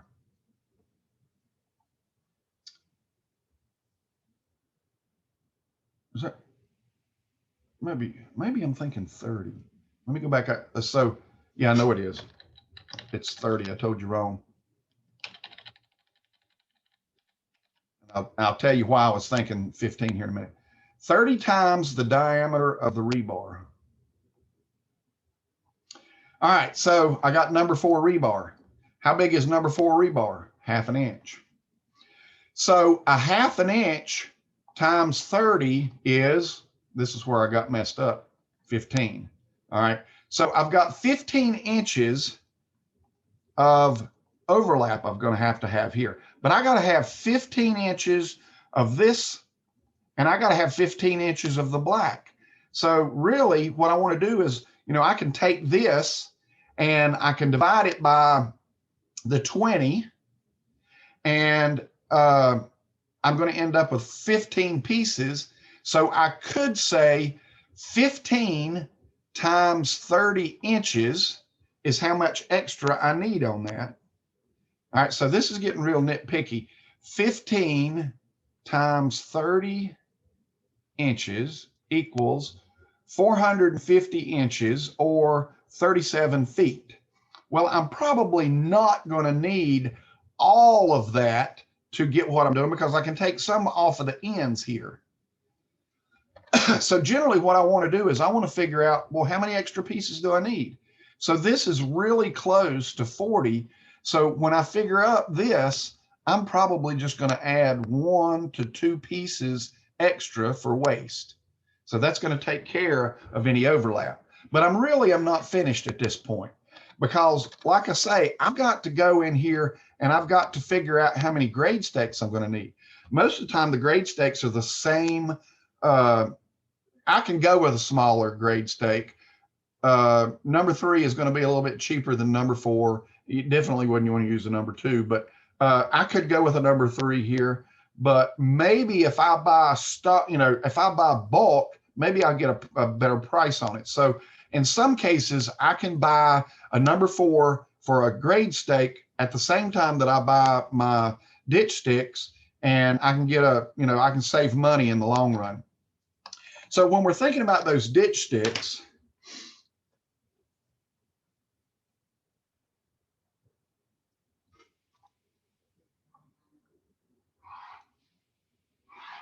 here's our ditch.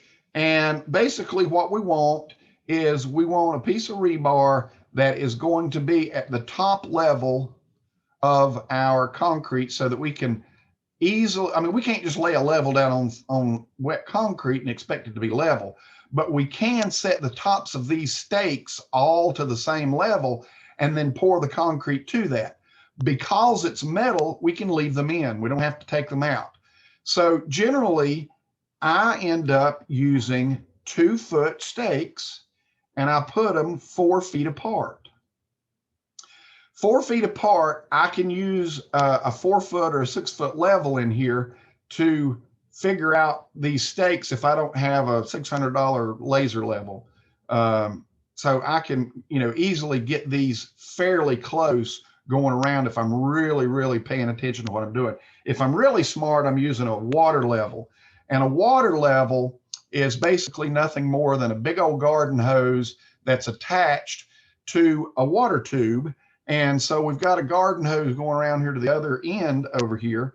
And we've got that visual tube on there again. And what we do is we fill it up with water. And whatever this water line is here, it's going to be the same over here. Don't matter if this is higher or lower. This water is going to maintain levelness everywhere. This is the most accurate method of leveling these, probably even more so than a laser level. The only thing that affects this is gravity. Sunlight affects the laser level, and batteries, any kind of thing. You got water, it's going to be level. I promise you. So that's the real easy peasy way to do this. So again, we're going to take our 150 perimeter and we're going to divide it by 4 feet. And then we're going to multiply that answer. We're going to multiply, we'll call it Z. We're going to multiply that answer times 2 feet. So real quickly,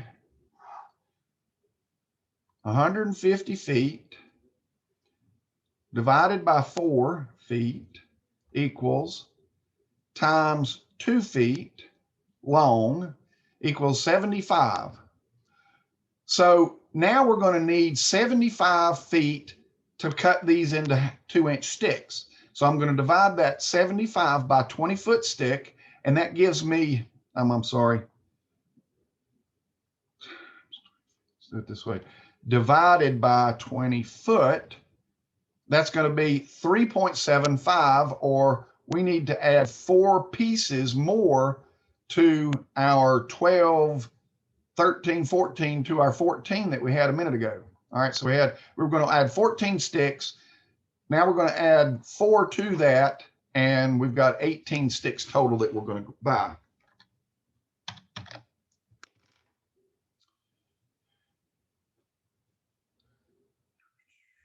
Support chairs.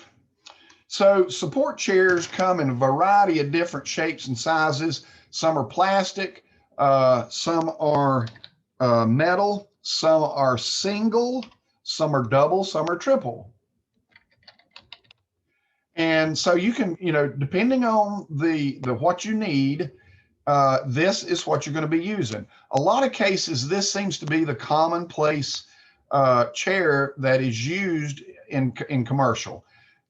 These plastic ones, obviously, you can do the crossovers, but really this here and a little bit of a wire tie, it's a good deal. You got these singles that you can buy. I've never used them at all. And, there's nothing stopping you from throwing a brick down in the concrete and laying your rebar on a brick. That's perfectly acceptable. Can you throw a piece of wood down there? Absolutely not. So you can get these and you can make them, they can be made out of concrete.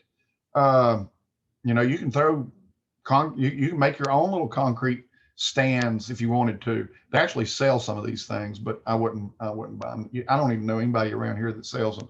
You can get them in metal and you can get them in plastic. So anytime that you have a piece of rebar sticking up and you're not actually placing concrete at the time, it should have a rebar cap on it.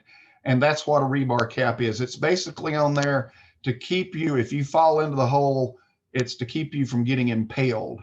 And these are reusable. You don't cover these up with the concrete and leave them. You pull them off as you're placing concrete and keep right on moving. So chairs are every 6 foot. So it's take 150 feet divided by 6, add 1 for 0. That's another concept that some people have a hard time grasping. Let me explain that.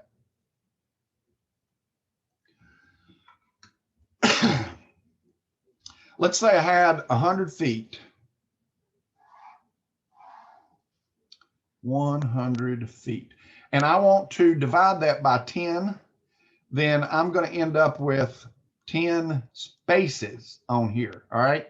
So I'm trying to figure out, these are 10 foot apart, and I want to end up with the number of pieces that I need. So I'm going to divide by 10. That gives me the spaces. Okay. That's the spaces in between. I'm looking for these items here. How many does it take? So when we divide that, we have to go back and we have to add 1 where 0 is. All right. So this was 0. This was 100 feet on our tape. And, at every 10 foot apart, so 10, 20, 30, 40, 50, 60, 70, 80, 90, 100, but we didn't have 1 for 1. So anytime you do estimation, when you divide it by a number, you always add 1 piece for 0.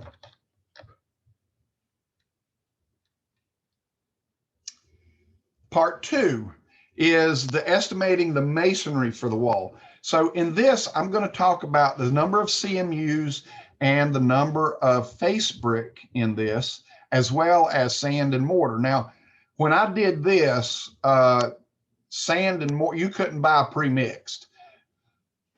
Nowadays, you can buy pre-mixed mortar with sand and mortar already in it. In a lot of cases, that's what you do. Because if you buy the sand and the mortar separate, then the sand's going to be delivered out there in a big old truck. They're going to dump it off in the grass. If you didn't get out there and put a tarp over it, if you're lucky, you got a piece of concrete slab there for them to put it on. But nevertheless, you're going to lose some.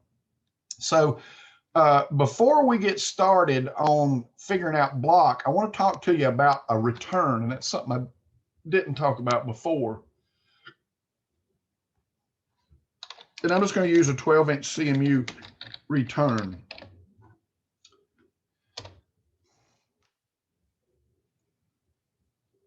So this is actually that other one probably looked better. This is a 12-inch CMU return. So let's look at this wall here for a second.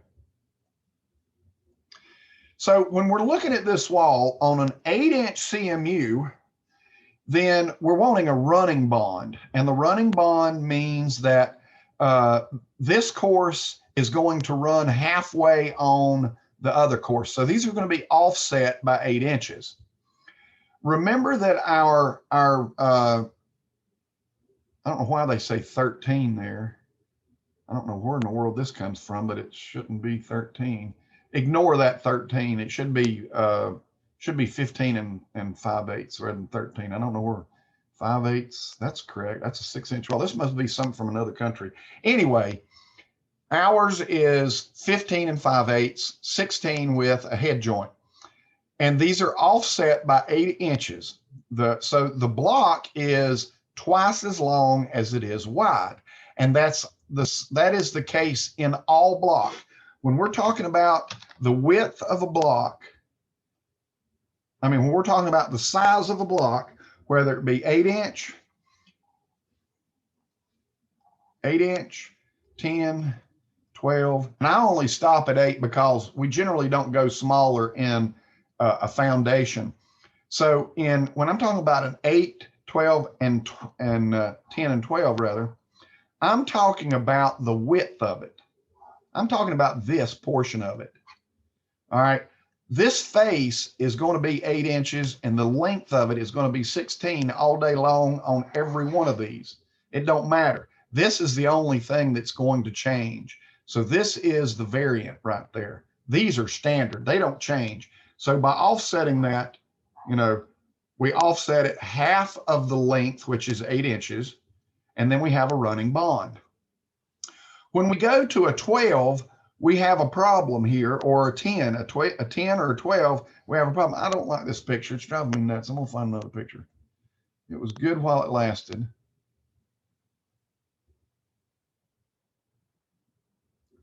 That doesn't show the corner that I'm wanting.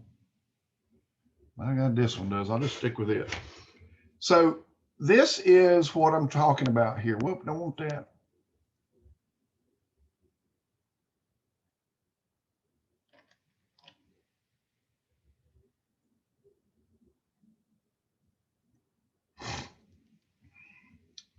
In order for us to keep that running pattern at 8 inches here, then we have to use this special block. This is what is called as a corner return block. So this is a special block.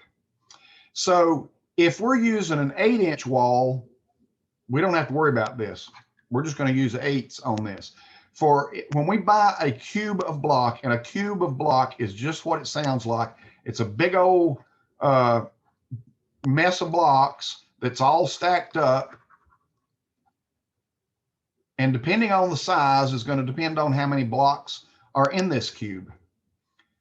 And so if you're using 8s, standard in all companies that I know of, every fourth block, every fourth CMU is going to be a corner. So when I say a corner, that means you can see how this one has that funky little offset in it. Let me change to a different color so you guys can follow along and not chasing me down here. Okay, you got that little funky offset. This is a runner or a standard. But see this block here? This block is a corner. It has a flat face on it. So meaning when we're looking at this end here, we don't want to see this. That's ugly. We want to be able to see a nice finished face on here. And so we can use that corners. So in a cube of 8s, every fourth block or every fourth CMU is a corner block. So we don't have to go back and estimate those. But when we're dealing with 10s and 12s, we got to order this. So we've got to figure out how many corners we got.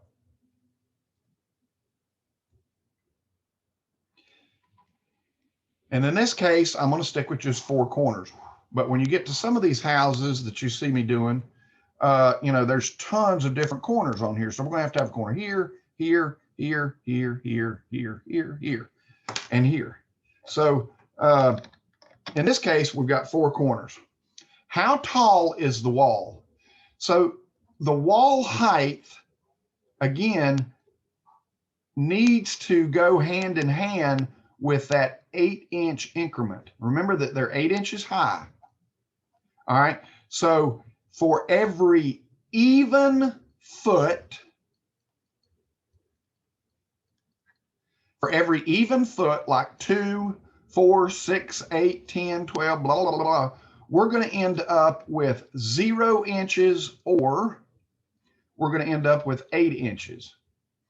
If it's an odd number, like 1, 3, 5, 7, 9, then we're going to end up with 4 inches only.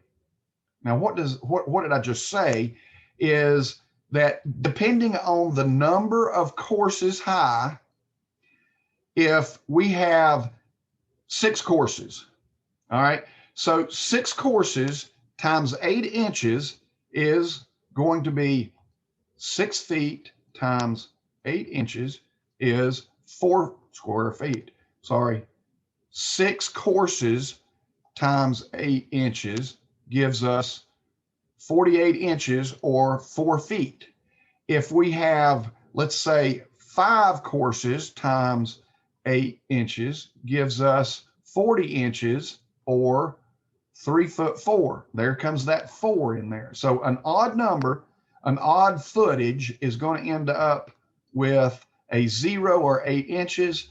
Excuse me, even is going to be 0 or 8 inches, and odd is going to be 4 inches always. So we got to know how high we are. I'm going to keep it simple, and I'm going to say we're 10 foot high. All right, so 10 foot high, how many courses we do? We can say 10 foot divided by 8 inches. Can you do that in your head? Doubt it. Let's change this over into the same unit. So we got 10 foot divided by, well, let's see, 8 divided by 12 is equal to 0.666667. So let's say 10 foot divided by 0.666667 equals, can you do that in your mind? Didn't think so. Let's do a multiplier, all right? So by doing a multiplier, it makes our life a lot easier. And what is a multiplier? Well, what if I wanted to find this number that I could multiply by this and not divide? Because divide's harder for a human brain to take over than it is multiplication. So if we say 1 divided by 0.666667 is going to equal, well, let's do it on a calculator, just so that you don't think I'm lying. 1 divided by 0.666667 equals, look at that number, 1.5. So now I can say 10 foot times 1.5 equals, can you do that in your head? God, I hope so, 15. So there's going to be 15 courses in a 10 foot high section. So now I just need to count my corners. 4.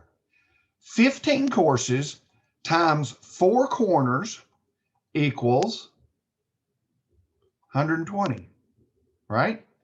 15 plus 15 is 30. 30 times 2 is 60. I'm doubling everything. 60. So I need 60 corner blocks, or I need to quit saying blocks. CMU. 60 corner CMU is what I need to order. What about the rest of the wall? All right. We'll say we're doing 12-inch CMU. So now we've got to do the rest of the wall. So again, we've got our building. We'll say that it's 50 by 25. We already know that our perimeter is 150. We also know that our height is equal to 10 feet. So what if, instead of, counting up all these courses, we already know how many courses we got, courses divided by, or multiplied by how many do we have per course? Let's do this a different way. Let's find out how much face we have.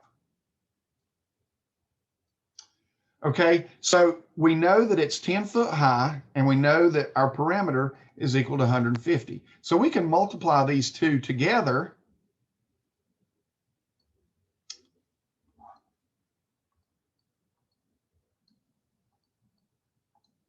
to end up with 1,500 square feet. All right, we said feet times feet, that gives us feet squared. 1,500 square feet. Well, that's all great and all, but how big is a block? we already said that the width of this block varies. We don't know what it is. We said it's 12, but the face of this block is 8 inches and 16 inches. So what is 8 inches times 16 inches?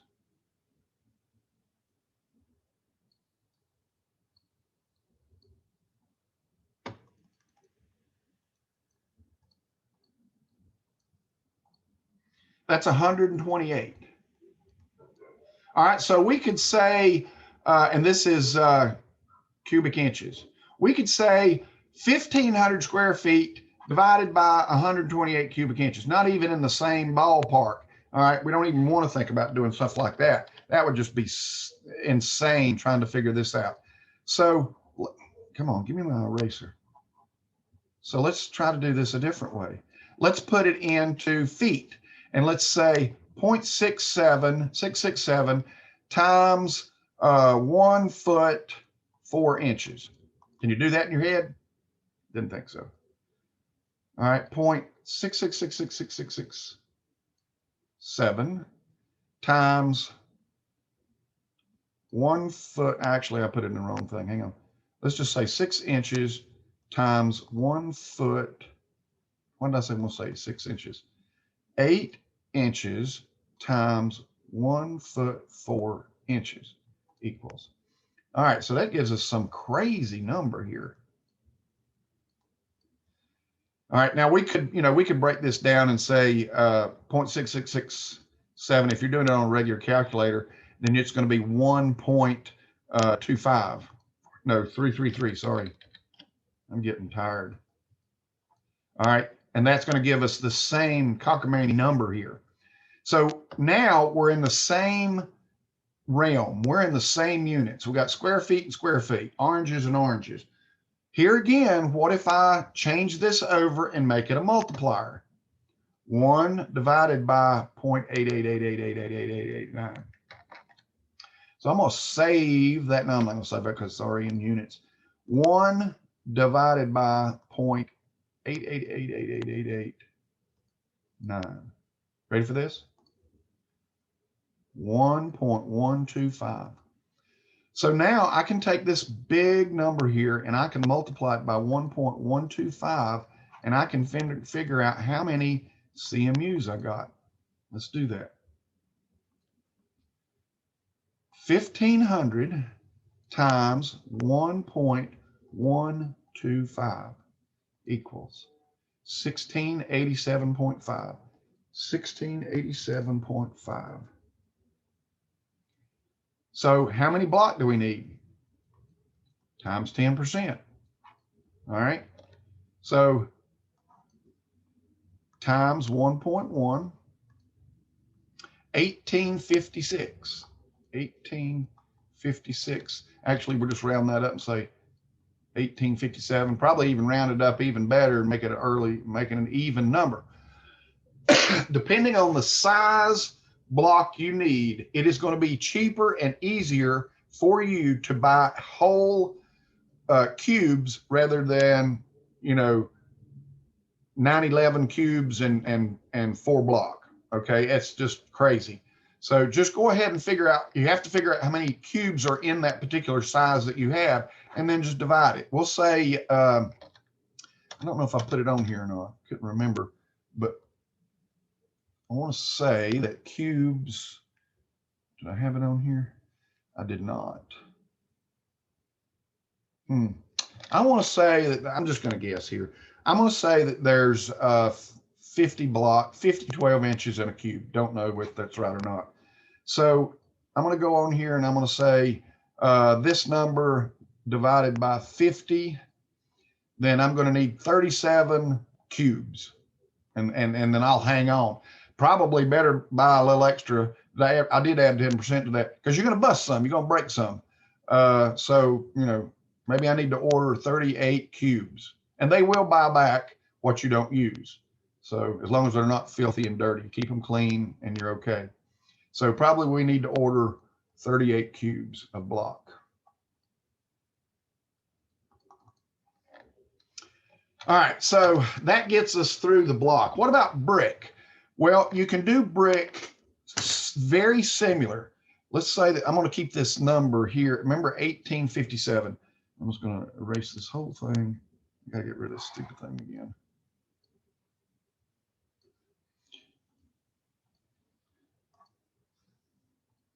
I had 1857 CMUs.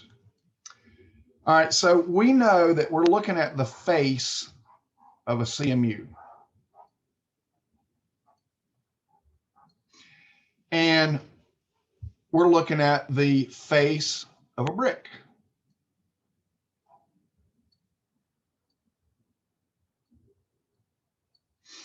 This brick is roughly 7 5/8 long,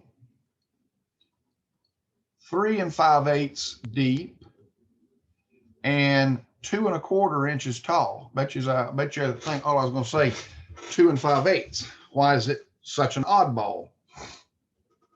Because 3 courses of brick equal 1 CMU. That's what we're trying to accomplish. So when we're talking about the joints here, they're not exactly 3/8. They're a little shy, and you'll find out when we start laying block that, you know, it doesn't always pan out the way you want it to. And this is you'll either run higher or shy of the block here. So if this is 7 5/8, could we not say that with a head joint here, and we've got a head joint over here that goes to the next block, 2 brick wide, 3 brick high. So we got 1, 2, 3, 4, 5, 6. So the number of CMU that we have times 6 brick.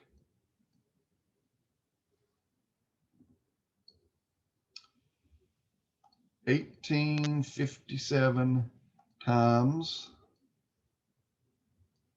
6 equals 11,142. 11,142 brick.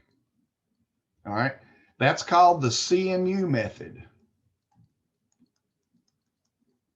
Another method is the area method. So for 1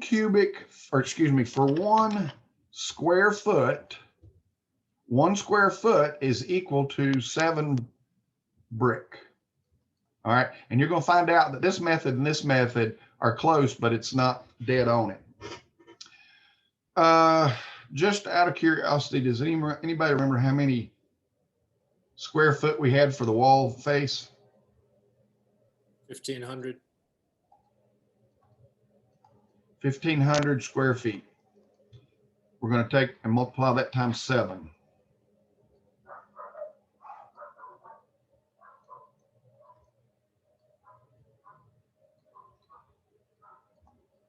See what I mean? These are close, but they're not dead on. So there are 2 methods that you can use to estimate brick.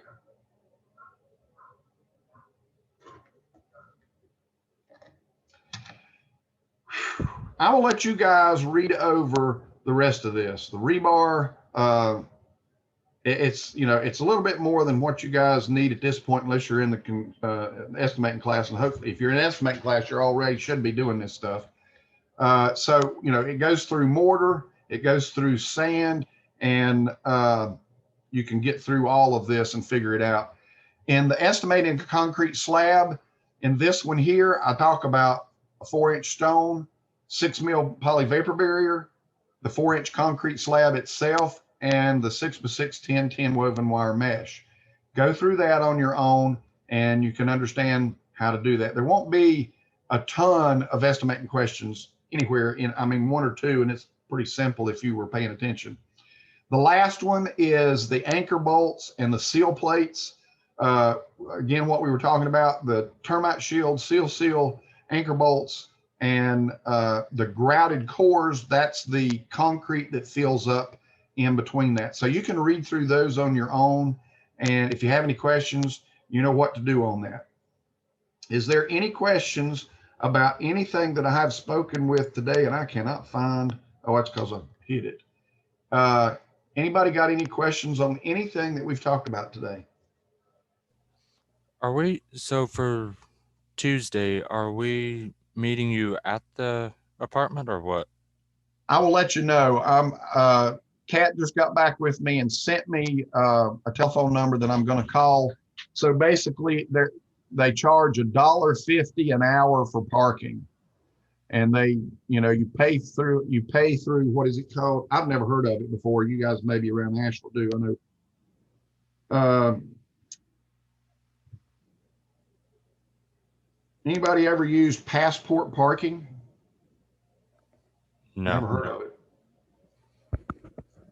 So basically it says parking available all day and evenings, $1.50 per hour, pay by license plate via passport app.